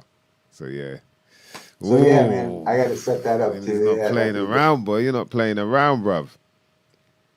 I just try to stay busy, just like you guys, Yeah, for sure. And thank you for all the work you and Dan do. Thank you, for doing a great show every week, getting truth out there, helping people hear things they never heard before. Yeah, we do what we can. We try, man. Love for that, brother. Yeah. Bless, man. That's Vinny B right there, bitches and bitchettes. No discrimination, mother lovers. You know what I mean? That's right, mother lovers, man. Of course, we always appreciate each and every one of you. Before we go, we got to give a shout out to the Cannassers UK. Make sure you hit them up for your CBD products. Whether you like chocolates, whether you need some kind of pastes or oils to sort out your skin, sort out your joints, whatever it is, man. They got sprays as well to help you with different things. Like, sometimes you might feel like you're not getting enough sleep. Bam, hit off the sprays. After a couple days, bam, your sleep patterns just switch up. Now you're getting that 8 hours you're supposed to get. Work is nothing. That chick that you're always thinking about, that's at the other end of the office. Now you're thinking, right, I might have to actually move to her. Do you know what I mean? There's like levels that you go up as you're getting on these things.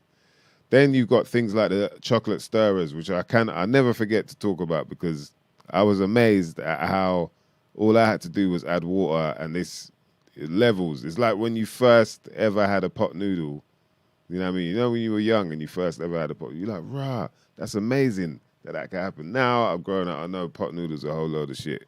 This is not. This will help you, especially when it's that late night thing when you're like, rah, I could do with a couple before I go sleep. The chocolate stirrers, bam, fling it in the hot water, stir it around, turns into a hot chocolate, beautiful. And because it's got that potent CBD in there, man, you're getting a good night's sleep. The amount of benefits that CBD products can give you is out there in abundance. So if you ever want to find out, please do your own research, do your due diligence. Don't, just listen to me or anybody else. But it can help with things, and this is all proven, by the way, things like pain, obviously, like I've been saying. Joints, you know what I mean? Even if you get bruises. When I was training, notice I'm getting bruises on my arms or whatever, you're getting kicks on your thighs, and bam, put some CBD on there. Next day, you're back out there, boy, taking it again, giving it, though, more. So it can obviously help with things like pain. It's known to help with things like epilepsy, arthritis, anxiety, depression, sleeping disorders, acne as well. You know what I mean? If you're going in on the cheese, you lot might be going in on the dairy and that's probably causing the acne. CBD, I'm not saying that the CBD is the only thing, but it might help out. Do you know what I mean? Parkinson's disease, nausea and vomiting. There's a whole lot of other conditions that CBD can help with. And, we try our best to help the people that we know are providing the quality products. Do you know what I mean? And they've been kind enough to give us codes as well, where you can get yourself a certain % off any order. So if you go to cannaseursuk.com, this is one place where you can get yourself 20% off by typing in at the checkout SYMNNKNA. That's right. That's the acronym right there. SYMNNKNA. And you'll get yourself 20% off any order from cannaseursuk.com, mother lovers. So make sure you go there. And that's it. We got to give a shout out to all the chat room crew, all the Uncommon Senses. Thank you for coming through, man. As always, man, we appreciate you coming through, listening to the guests that we have on. You know what I mean? I think it's important for people to just get themselves out of that matrix and just thinking more openly. Whether you agree or not, there are things that you might be able to take away, little gems you might be able to take away and do a bit more research on and find your own truths, do you know what I mean, that you can share with people. But we can't stop talking, man, regardless. That's not what it's about. When they had Speaker's Corner, that's what it was about, man. Anyone speak their truth, everyone listen. Then you get your turn. This is what we're trying to do here. So big up Mr. Green, big up your more. Shout out to King Chico, Liz Williams, Black Einstein, Les Allison, all the crew that were locked in, man. We appreciate each and every one of you, especially the Uncommon Senses. Do you know what I mean? I know there's silent listeners out there. We appreciate you lot as well, but the Uncommon Senses help us because we learn from them. Big up. I said Cheesy. I said Liz Williams already, innit? And who else? I was going to shout out. There was someone else that I bumped into. They were talking about the podcast. I can't remember who it is now. But yeah, there are people, silent listeners, that have started digging into the old, the archives and that. And then it's like fun because you're finding out people are sort of waking up to a whole different world that now they're like, oh, I thought you were crazy, but now I get what you mean. Bruv, it took you nearly 3 years, but all right, you're here with us. Big up IBMCs. And when I say here with us, I mean they don't necessarily believe in everything that, you might be presented to them, but they're more open to understanding that these are possibilities. And whether they can be confirmed or not, they're possibilities, so don't put any, emotion into it. Just more understanding. Do you know what I mean? I think that's a very important thing for us. Big up Gleam. I see you, mother lover. Yep. Yeah, I think that's a very important thing for all of us, man. Turbo Tubalicious, love. Big up Regantology. Man, Robbie Love came through a bit late. Shout out to the unknown user as well. That's interesting, man. A lot of people coming through a bit later. It's a school night, though, so you know how we do, man. Yo, D, as always, man, appreciate you on the boards. Holding things down, you know, making sure things run smoothly. Yeah. Yes, love to all the crew, man. We should be back next week with some more that we got in store. That's right, isn't it? Yeah, I think next week should be a fun one. Happy New Year to everyone who celebrates it at the time that they're supposed to. You know what I mean? Because your government do. I'll tell you that right now. What is it, a week and a bit or a few days? It's going to be April. You know what I mean? Beginning of the government year. Yeah, beginning of the government year. So you better get with it. Yeah, I ain't lying. Yes, man. Love to all the crew, man. My name is MysDiggi. That's Dan DNA. And you know what we're about. Love to Vinny B.